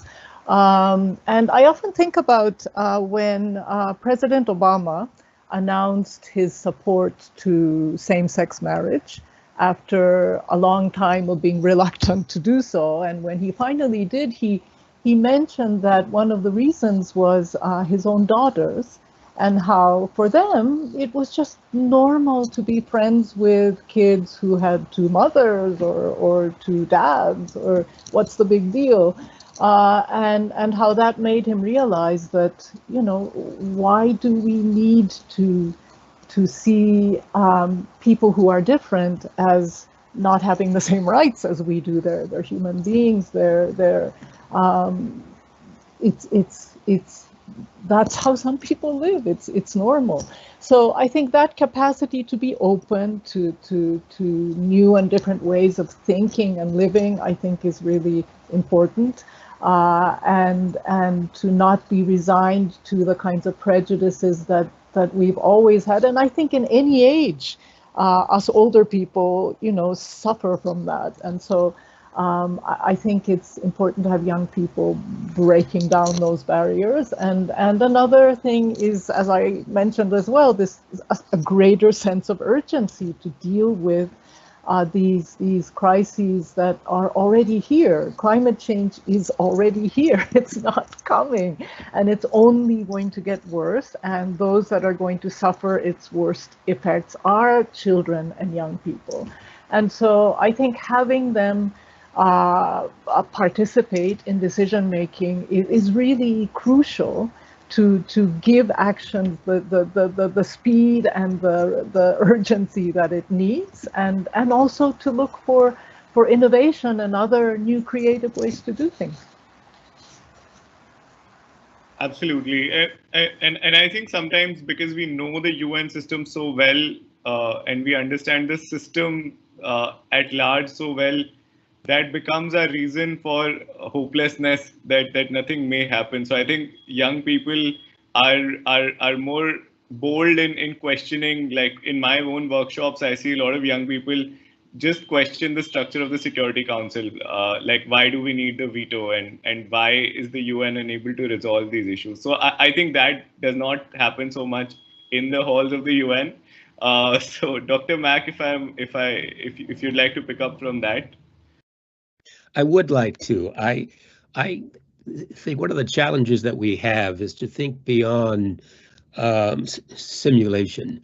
Very often when we talk about youth, we talk about them in ways, of course, not this conversation, but we talk about them in ways as if they're aliens from another planet.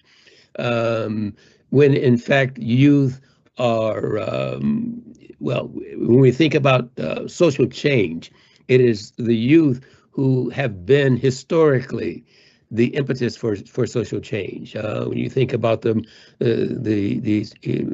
modern civil rights movement, for example, in the United States, you think about the Arab Spring efforts and the ending of apartheid. It was generally young people who really provided the impetus for the type of change that we seek. What is missing is an institutional framework, a structural framework, where we move youth from merely participating in and adding their voice to really having the wherewithal to drive change. And again, the point here is that youth have demonstrated over the last century and a half, if you will, that change can and does take place as a result of their direct engagement and involvement in social movements. I think thinking through in this century how we create those infrastructures and frameworks for that movement. And by the way, when I say we, I mean youth. Because this is not a top-down issue, it is a bottom-up issue, and it is a issue once again that springs from the creative drive and energy of young people. And I hope, therefore, that our language will reflect that reality. Again, that change occurs with the young, and very often we simply need to step aside and let them do their thing. Yeah, absolutely, and I think when we look at when we look at a Greta or a Malala addressing the UN, I see that like things are changing, and and this is not new. When I listen to you, like I think Gandhi, Mandela, and King all were in their 20s when they really journeyed into their own spaces and started making an impact. So we tend to remember them as old folks, but they really started very young. So absolutely agreed. Denzel, if I Thanks. Thanks. I see Prof. Letseka has his hand up. Prof, please go ahead before I pose the next question. Thanks, Prof. You just can unmute, Prof.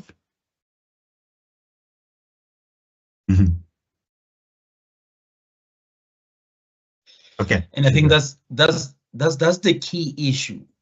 What you just raised. You see, I'm a boomer. I'm approaching 70.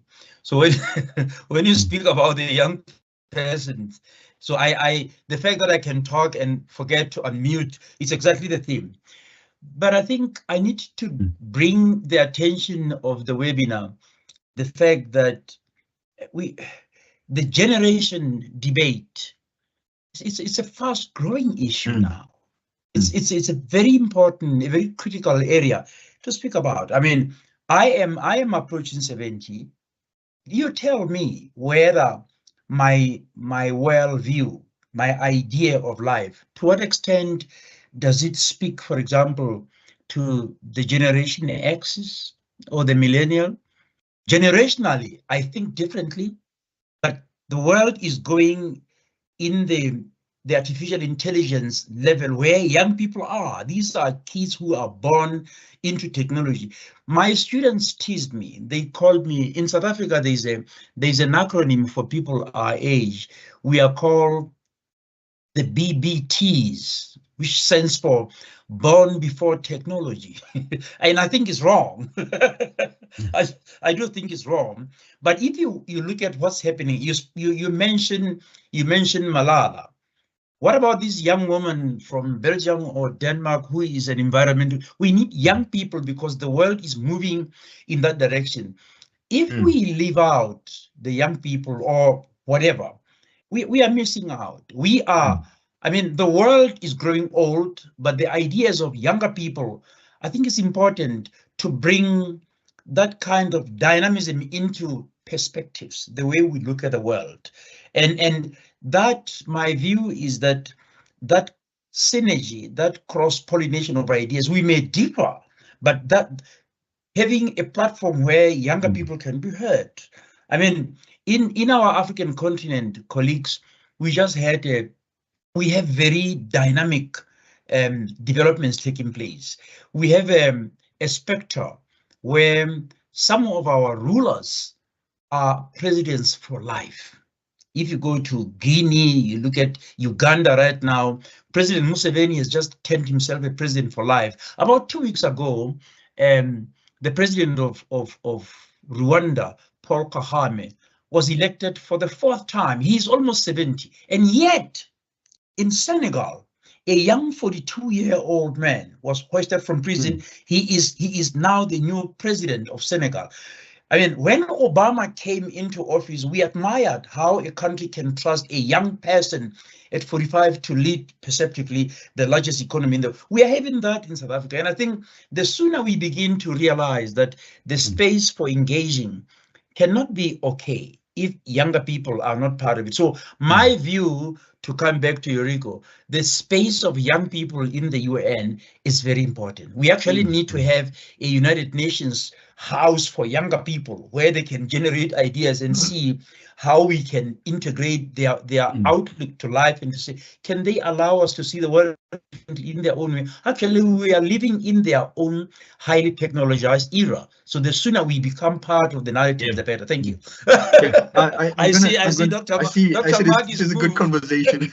I see there's a lot of, Dr. Mark, I'm gonna come to you next, but I think let me bring in one comment that came in from the chat itself, because I think this is actually a brilliant comment that I'm gonna pick up. Najia, my apologies. I wish there was a way that I could get you onto the platform itself.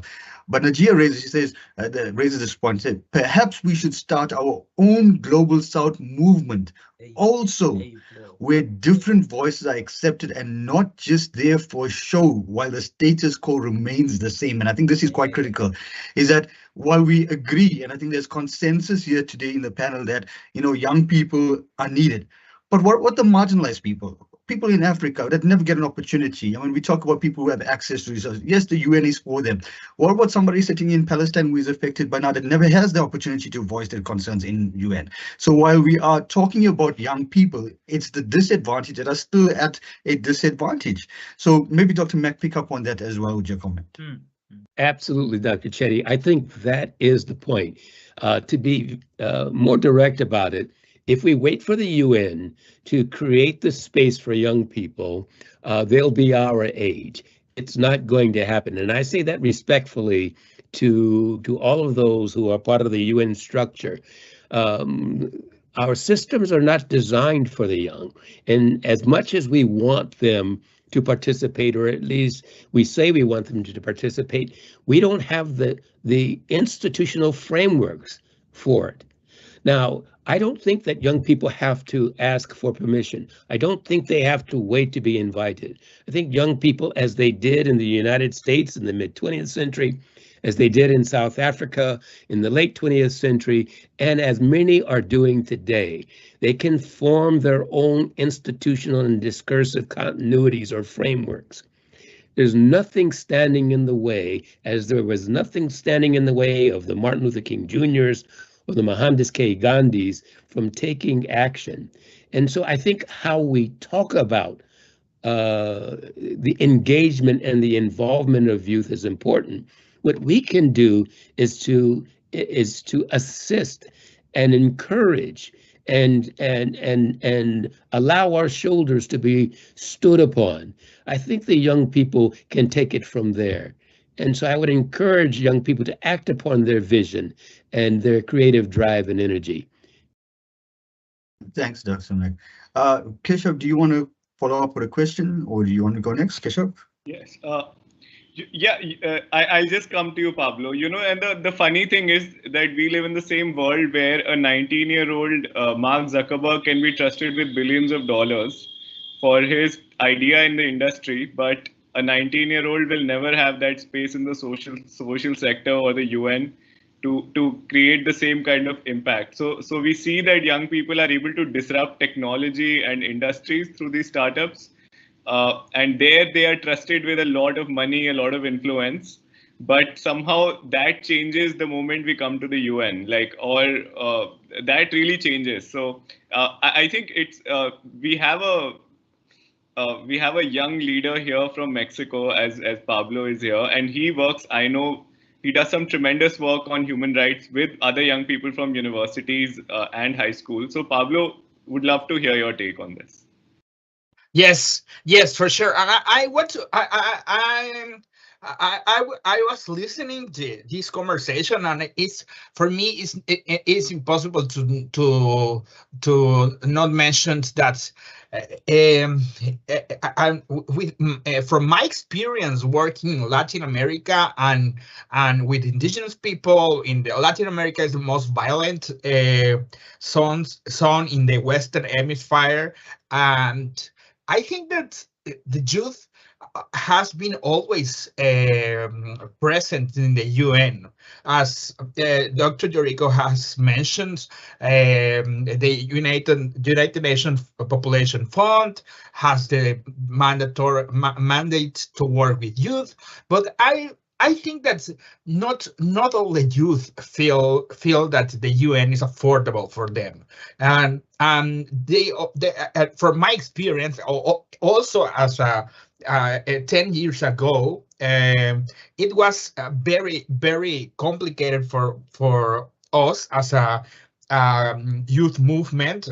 We were born. Our organization was born like a university movement, a youth movement, and it was absolutely very hard to approach to the UN because And it's in Mexico and Latin America, and if you see 10 years later, 15 years later, it seems that the things that not have changed yet.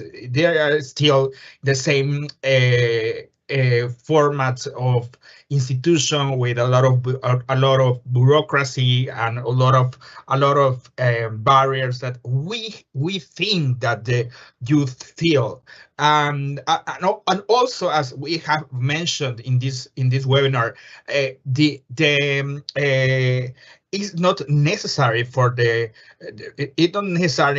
daily life of the youth to understand the UN, because they don't feel close to them, the UN, not necessary. At least in my experience, working with universities in rural areas, in very violent and conflict zones in Mexico, so they don't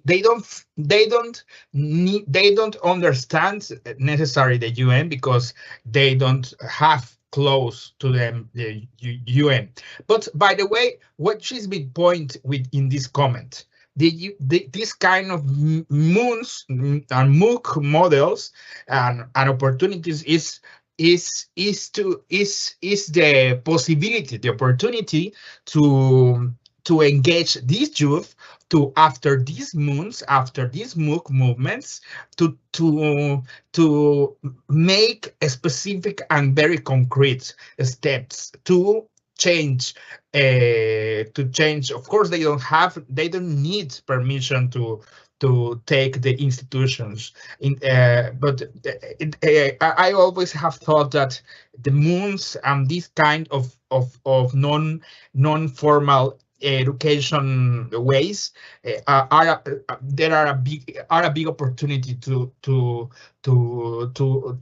give tools to the participants. So I would say that yes, the youth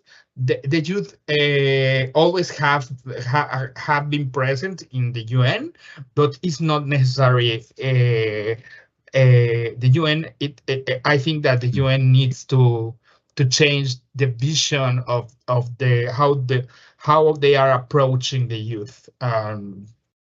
This it will be my. Thanks, Jose, for that. I'm gonna go to some of the questions on the some of the comments on the chat. I see there's quite some interesting conversations, some arguments, some debates happening on the chat as well. So I'm gonna feel some of this off. So maybe Eureka, let me ask this one to you, and then I'll ask something to Dr. Mack and as well. Eureka, maybe you can think about this one as I come to the next one. I think it's Adrian poses question. Obviously, government looks involved, but doesn't get on the ground actually running. So looking involved, but actually getting on the ground and running with these initiatives. How do we get government involved so that it doesn't create a facade of something happening, but really nothing is happening on the ground? Dr. Mack, there's an interesting question. Maybe I can refer to this to you. I think it's Latago that notes, funds is an obvious critical one. Saying all these things, getting involved, but if we don't have the funds to actually support any of these initiatives that we do, it's just words at the end of the day that doesn't materialize into actual objects. So how do we actually fund some of these initiatives, considering the fact that we already disadvantaged, we already marginalized, but where do we secure the funds? Prof, let's take it, and the last one, maybe you can think about this. I think Ezekiel posted says the older generation, and I'm not asking you this question, Prof, because you mentioned you're old. It just says Ezekiel says the older generation should embrace the younger generation by sharing wisdom and expertise instead of trying to push them out. They should mentor and guide the younger generation rather than exploiting their potential. So you can think about that as well. So let me go Eureka first, Eureka, then Dr. Mack, and then Prof. Letseka. So if I understand correctly, the question is how to get governments to actually take action on the ground and not just in discourse.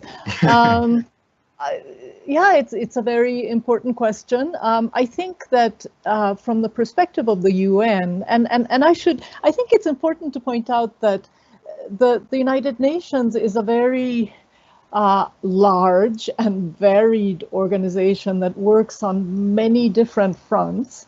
And while the Model UN normally is about the forums of member states, where member states discuss and negotiate and come to resolutions on different issues, a huge part of the UN works on the ground at the national level in different countries. And that's where my career has mostly been. And I think one way that that part of the UN can help governments to actually act to further participation of youth, to create better conditions for them, is for the people of the UN to sort of take the government's hand and say, well, let's do this, you know. And for example, you know, I've worked with indigenous communities or in efforts to reach out to the poorest communities or those that tend to get discriminated against, and it's simply to work with the authorities and the government to sometimes say, well, let's go out and see what's going on. No, that's one way. Or let's include this group of people in that discussion on this particular policy. And another way that I think is very important is to generate or find and publish data about what impact really is public policy having on people, and particularly specific groups of people that they're supposed to benefit. And one of the ways that we did that in UNICEF, for example, is to develop an index, a numerical index on the fulfillment of child rights, and to publish it regularly so that people could actually see, okay, with this age group, we're doing not so great on child health. And particularly in this, well, we did this in Mexico, actually, Jose Pablo. So we would do this by states, and we would say, well, for example, in Chiapas, you know, there are lots of kids, too many kids out of school. We need to do something about this. So we worked with the municipal authorities to actually go house to house to find these children who are out of school. So again, so it's partly sort of, you know, working with them hand in hand to work together to do stuff on the ground, and then to generate the data and to see whether it actually had an impact. Thanks so much, Yuriko. Dr. Mack. I think my question was about how to fund youth activities. Am I right? That's correct. I mean, as much as we think of this is exciting, do the cause, but what's next? How do we secure the funding for these initiatives? You know, in the same way that Jose says youth don't have to ask permission, neither do they have to ask for resources or funding. Once again, I refer back to the social movements that really created social change over the last century.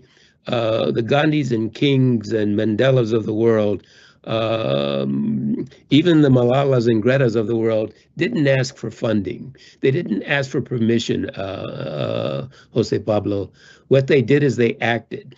And then the funding and the resources followed.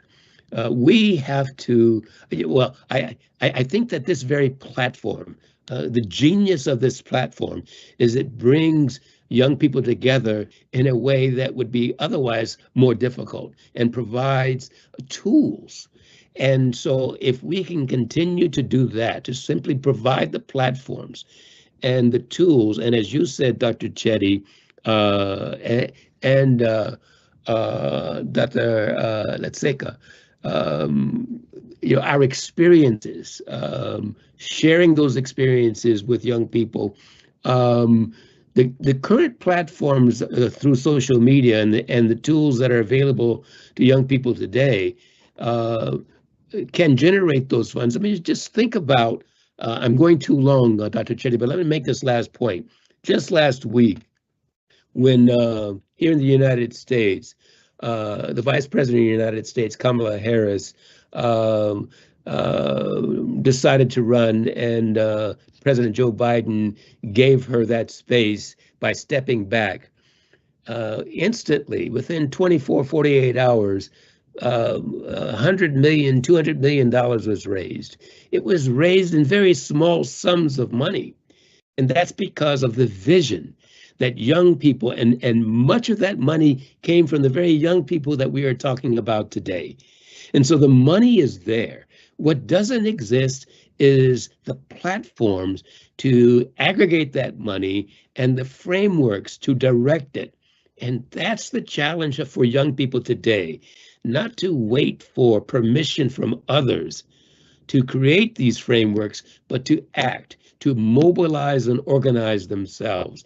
And that is what I would encourage every young person in the sound of my voice to do, simply to act. Thanks, Dr. Mack. I think that's quite critical, the idea of action. And I'm going to come back just now as we get to the next one, but Prof. Letseka, let me bring you in. Yeah, Dr. Mark, you are raising an important thing here, the culture of activism, and it's missing. We need to go back and have platforms where younger people have the space where they can ignite in them activism. You referred to the students' unrest in 1976. I was 18 years of age when 1976 took place in South Africa. The students, that generation, never asked. They simply said, we cannot be forced to use a foreign language to express our ideas. We object. We object to a foreign Afrikaans language being a tool with which, and they simply went, yes, there were sacrifices. You call it collateral damage, but that's what revolutions are all about. Revolutions are about you saying, I put myself first, and yes, I recognize I could be sacrificed, but the cause for which I pursue is very important. Nelson Mandela stood when he was being sentenced to death in life in Robben Island and said, I'm ready to die for these principles. That sacrifice is very important. I needed to raise that, Dr. Mark, because you kind of raised my blood pressure. And we can say the same thing with Martin Luther King, Malcolm X. They were not asked to lead, they led because that revolutionary spirit was in them. I want to come back, Dr. Chetty, to the question you asked. The question asked by Ezekiel. Is it Ezekiel? Yes. Yes. I think this is a very important point, and I'm glad this point was raised because I'm over 60.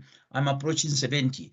The UNISA policy of HR, Dr. Chetty will correct me here, and I wish it could be the same across South Africa. I wish it could be the same all over. Once you reach 60 here at UNISA, it becomes policy. You become a mentor. You don't have to be asked.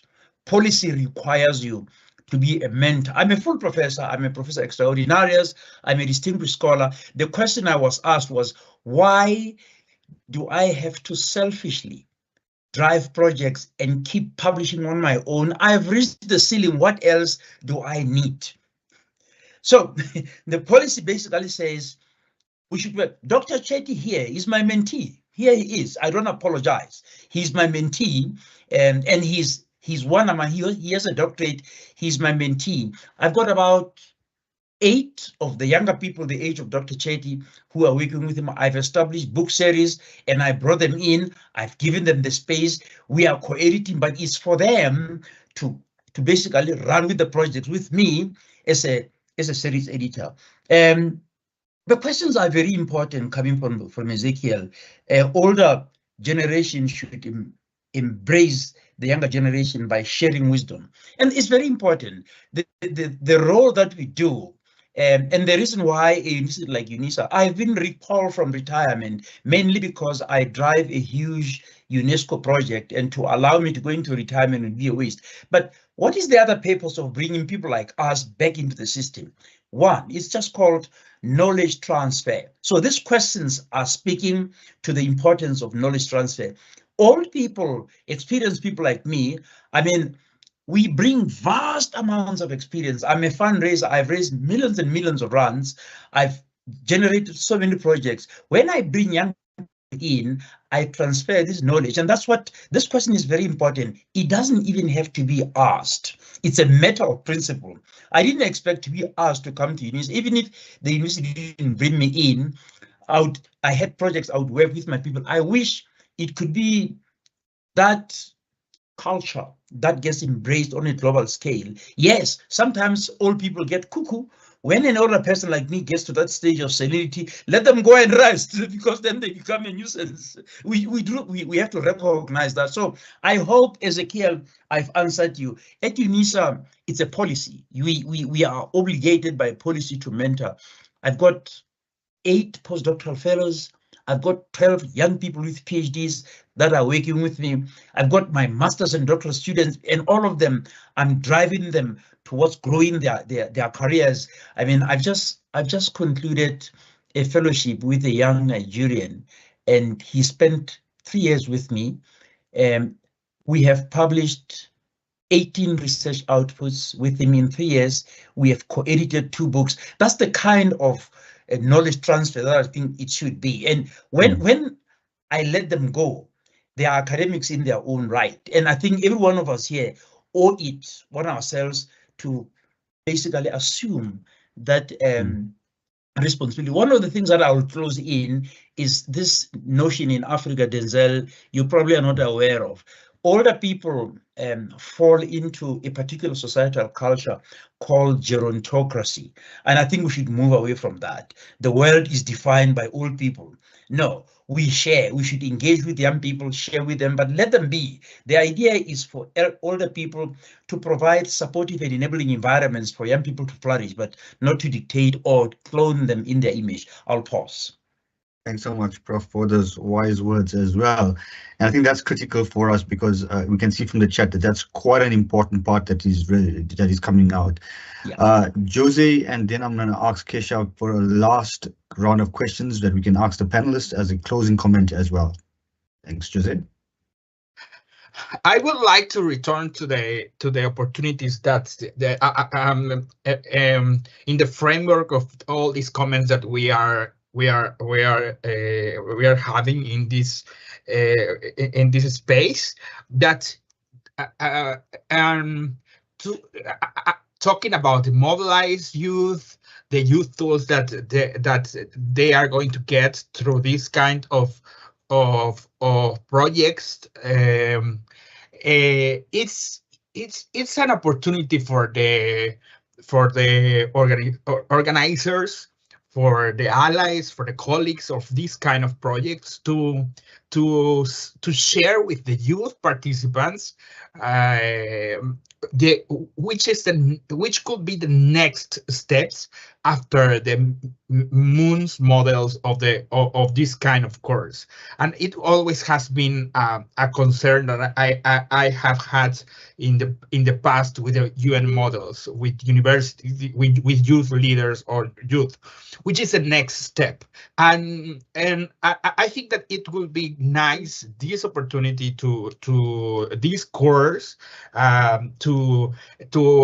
okay, after ends the course, the online course of this train with amazing mentors, with amazing institutions recognized worldwide, they have the opportunity to do follow-up of this training, such as to embrace the UN, to push make their governments to accomplish for example, the recommendations of the UN, of etc. It's just an example that returning again, we can take advantage of this kind of new projects, new platforms that always, for my experience, always the MOOCs models have been a challenge for the youth, because always I wonder myself, which is the next step after these amazing events. And talking about to engage the governments or to push the governments, I don't know which will be the best word to use with at least in my context. It will be to to do a great follow-up with the youth participants of this training of this train of UN models and this opportunity that we're having here. Yes. Thanks, Julie. Keshav, rounding, do you want to lead the last rounding up points? Yes. I think before I just go to the ask all our speakers for their closing remarks, I just want to tell you very quickly that I did my first Model UN in 2008, and I think it nudged me towards the UN, and since then I've magically worked with UNESCO, UNDP, several UN offices. I've got mentorship from Eurico, from Dr. Johnny Mack. I've got to work with Denzel. I've got to become friends with Pablo.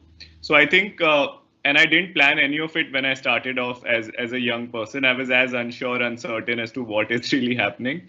So my only advice to all the young people is get started. Like, don't get into this funding/action paradox, because it will not lead you anywhere. You have to start. And once you start, people really are looking for people who care about the world. You will get everything. And just very quickly, we always think that funding is the main thing. But if you get mentorship from a Eurico or a Johnny Mack, it's $1 million. They can teach you how to raise $5 million.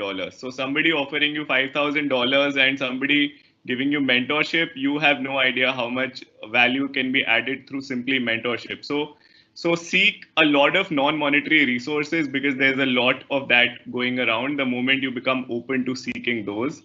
And through technology now, so many projects are possible. So do not just be trapped or arrested by the lack of funding. Funding will come the moment you have a big enough idea. Everything will come to you, and it will happen magically, like I have experienced it. So I will just now ask all our speakers, Eurico, Johnny Mack, Pablo, and Professor Letsica to give their closing remarks. Thank you. Eurico, if I can call upon you. Yes, thank you. I wish I knew how to raise $5 million. Unfortunately, I don't think I do. But let's see. I think that maybe before closing, it would be good to touch on how schools, in terms of young people's participation in decision making, just to highlight the importance of schools as a natural space for young people to participate and to actually make decisions about their own environment in a way that can make an impact.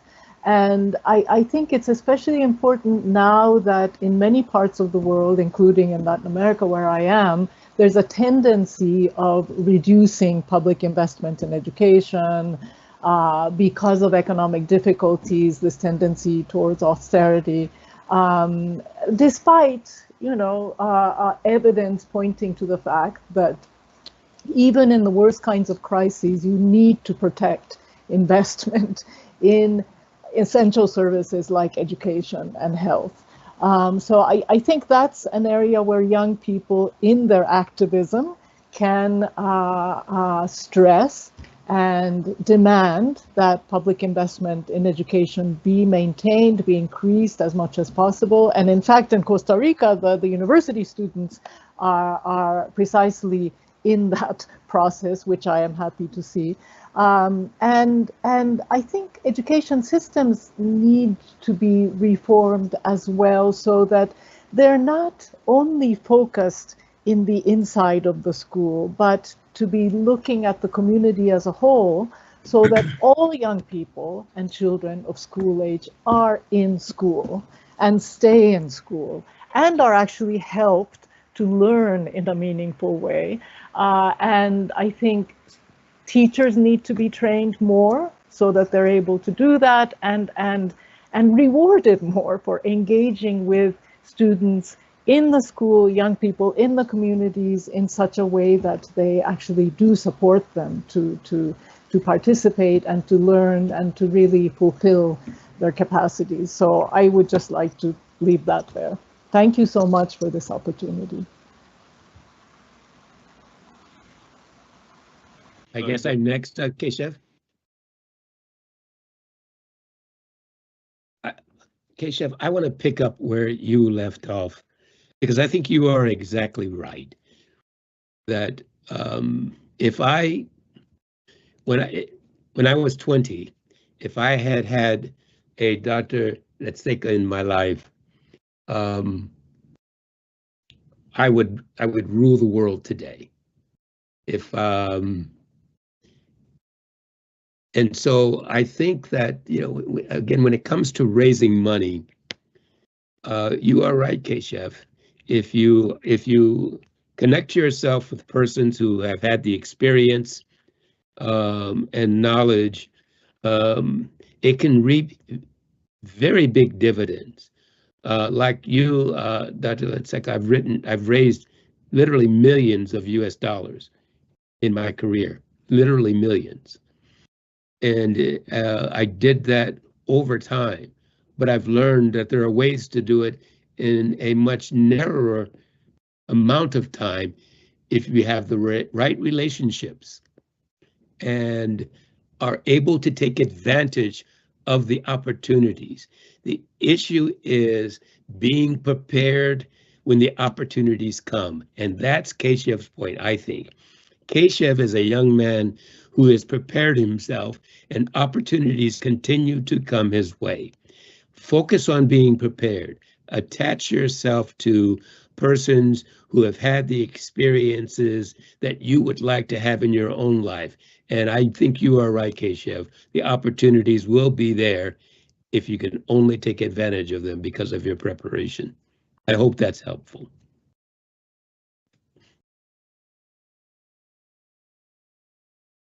Pablo, would you like to go next? And yes. Yes, I would like to finish my participation saying that we need to stay in mind to remember the youth facing the inequality of the society, of the current society.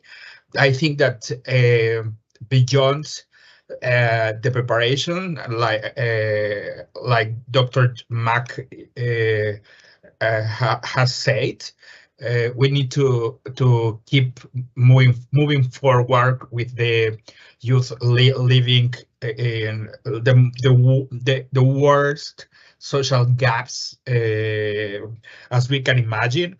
We were talking about the lack of the connection of internet in this session, and it's the same situation in Mexico and in other countries. I will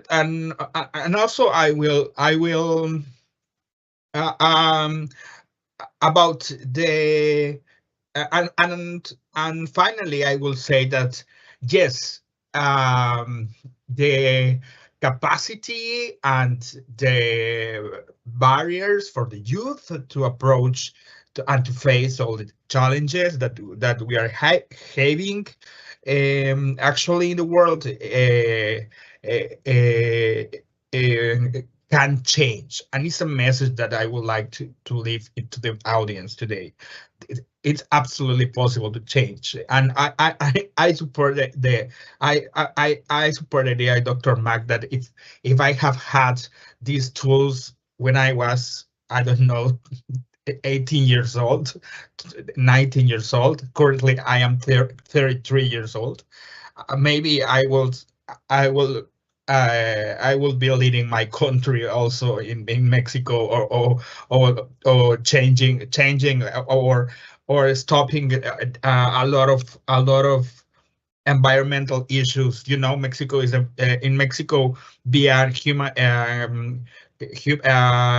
environmental activists is one of the most dangerous jobs that there exist in this country, in Mexico. but yeah, there are hope, there are opportunity.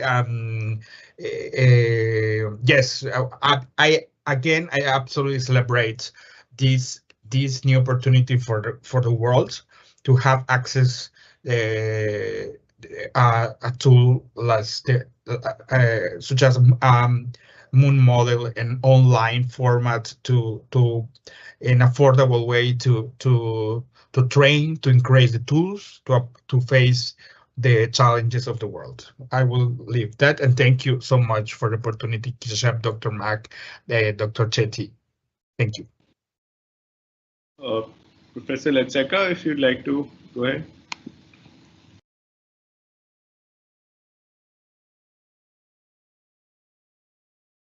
Yeah, I needed to unmute. Yuriko, you know, the way you threw your arms in the air, if you can raise the money, it made me feel like I can come back, and I appreciate the fact that also that Dr. Mack came in. I think Dr. Mack and I can count ourselves as a few privileged people who have had the opportunity to raise money. Before I joined UNISA, I actually left university and moved into the corporate world. So I worked for a National Science Council. There are about 13 science councils in this country, and all of them are major research consultancies. So to come back to you, Rico, the idea of fundraising it's a craft like any other, and I'm also referring to you, Kesho, and to you, Pablo. The art of fundraising doesn't fall from heaven like manna. It's a craft. You learn it. You have to be in a space where consultancy research is done. You have to. The word we used was to shadow an experienced person and work with them and learn the craft. And at a particular point, they will make you do certain things. Look, I had worked for 10 years at another university called the University of Fort Hare. Many of you know Fort Hare as where the Mandela studies, the big, yes, I worked there for 10 years and I was a professor already of philosophy. And I came to Pretoria as a social science researcher. I'd never done that before. But my bosses put me on an induction program for 6 months with an experienced lady. And I still owe my gratitude to Dr. Glenda Cruz. She allowed me to work with her, showed me the ropes. And at a particular point, she said, Mukesi, now it's time to write your own proposal. I worked at it, and she says, no, you're not writing an academic paper. You're writing a document for business. You are selling the idea. You learn these things because when you get into this business, you have to unlearn the things that you know to learn new things. Lo and behold, the very first proposal that I did to Ford Foundation, Dr. Mark, to Ford Foundation, I won 2.8 million rands, which was at the time 980,000 US dollars. Now, in South Africa or in Africa, when you bring monies in either euros, pounds, or dollars, it's a lot of money. So my point is, younger people, Pablo and Keshav, you need to understand that the skills need to be learned. What I'm doing at UNISA now, I'm running lots and lots of talks and workshops on developing fundraising proposals, and I'm taking young people in my projects so that they can learn the rope. It's an apprenticeship, and it's a patient process. After some time, you get you get the hang around it. People are surprised when I say to them, first of all, you need to understand the project management software. You need to know how to manipulate Excel. You need to know how to develop Gantt charts. These are the tools of project, but they are learned over time. So, Yuriko, fly me to a place so that I can give you a workshop.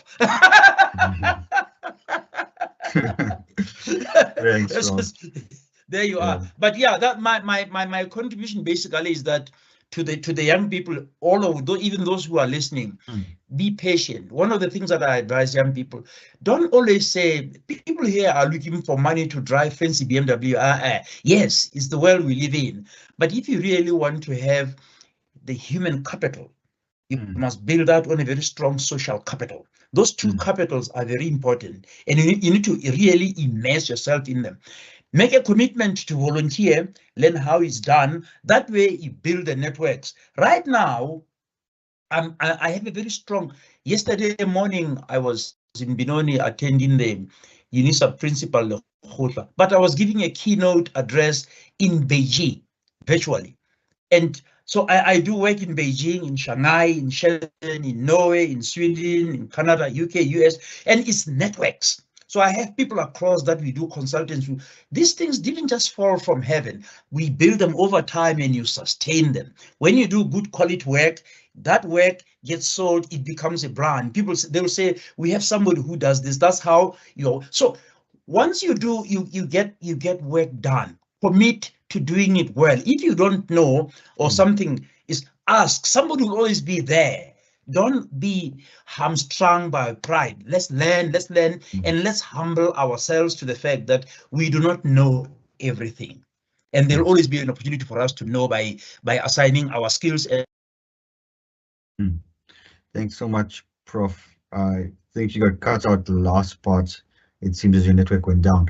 But thanks so much, Prof. Letseka, for those final comments as well. I think you set the stage for that. We really need some type of mentorship also in the continent as well. So we had words from South Africa, we went to Costa Rica, then we went to United States, and we went to Mexico. And the idea of this, and India as well. And the idea of this is to really create the space so that we can actually show the diverse thoughts that are in the space itself. But I think I must also, I wouldn't do justice if I don't acknowledge the critical conversations that have happened in the chat. And I think the chat shows us the kind of stimulations in terms of thought that has emerged among young people and the participants itself, to not accept things at face value, to question, to critique, even if it's policies of the UN, even if it's governments and funding from where we get it. And that's exactly what we want as part of this MOOC. We do not want an acceptance of blind kind of attribution to say we're just passing out knowledge. We do not want a passive knowledge contribution. We want an engaged participation in this MOOC. And this is why I appreciate those comments that they've come out so clearly, articulating the challenges that we are facing on the continent and in other parts of the world, more specifically the global south. But also what is critical is that as I conclude this last statement, is that the thoughts in Africa, colleagues, and for our speakers like Fanon and Steve Biko, have resonated through all the corridors in South Africa, have resonated throughout the continent. And that's something that has foregrounded our critique in this country, which means that we have a very critical reflection on even the state of the UN and whether the UN actually affords Africa a space for these types of dialogue. But I think for us, what's critical is to have these type of conversations that where those that have been marginalized have an opportunity to speak. But we do not just want to speak, we want action after this. And that's what is coming out quite clearly in the chats, is where do we go from here after this cause? What happens? Is this just another cause, or are we having some kind of impact to make a move? And Dr. Mek, I know that you've had major parts in Africa as well, and I'm hoping that you form part of Keshav as well. I'm hoping that Dr. Mek and Eureka as well. I think we will welcome you back, as well as Pablo as well, because this conversation continues as part of these developments to take where do we go from here. And that's why I want to really acknowledge the critical conversations that were happening on the chat and the critique of even what has been said as well, and we really appreciate it. And I must say that I think the chat actually corrected me in one, and Keshav, in one part of our selections, we only have one female on this chat, which is as one of our keynote speakers, and we need to rectify that as well. But Eureka, you came highly praised as a rose among the thorns and giving your input. So I think we will have to rectify that as well. Before I go to the vote of thanks and invite David, Dr. Mek, did you want to say something? No, I'm fine, Dr. Chetty. Thank you very much. Okay, perfect. So let me go. I know we're way behind time. So let me invite David to the platform. David Alperstad, a member of the Academic Development Open Virtual Hub as well, to make the final vote of thanks for us. David, thank you so much. All right. Good evening, good afternoon, good morning, depending where you are in the world. Thanks so much for the opportunity. I know the event, guys, it seemed like it was very long, but I'm sure we could have actually been here the whole day speaking about and seeing what was coming from the chat. So thank you so much. From Prof. Maseka, thank you so much about working smart thinking. I think that's quite important. Education is key through teaching, learning, and using technology. From Nathma Sami, this is just some overview for people that maybe joined the event late. Rapid change in technology is equally changing as fast. So we do need to use the technology for strategic purposes to really promote resilience, reduce vulnerability, and foster innovation. Then Richard Wright also had a nice presentation, a demonstration. So guys, if you've missed that or how to log in, please do hop on to the YouTube channel where we actually demonstrated how to get on there. So you can access the MOOC platform. Remember, it is free as well.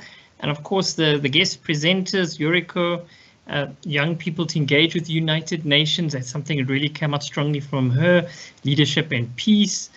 Dr. Mack, timing was perfect. So yes, definitely. I think where the globe is, where we are as a human race, I think the opportunities for the UN and the youth really to develop sustainability and develop creativity is a great opportunity, as you said. And of course, all the way from Mexico, Jose Guzman, human rights activist. The MOOC is an excellent way to innovate and provide free access. And that's the whole point of the ADOVH platform, is to actually have free access for communities, guys. So what you've seen here tonight, you can easily go back to your community, wherever you are. Don't have to be UNISA students, can be anyone for that matter. And you can actually share all this resources that are available to you. I do see that we did have quite a few references to our former president, Nelson Mandela. And of course, he did have a very important quote that he once said, that it's in our hands to create a better world for all who live in it. And if we're looking at climate change and what's happening, the reality is it is happening, like it or not, and it's going to continue happening, like it or not. So we do have an opportunity, and it's really a call to action, guys. I see from the chat, the Global South, I mean, that gave me goosebumps. But yes, this is how ideas start. So really get onto the MOOC platform, engage with it, work through it, enjoy it, comment, send us emails. We did share our email address, and really tell us what you're thinking, what you're seeing, and let's really make a positive step for humankind while we still got the opportunity to do so, because time does pass very quickly.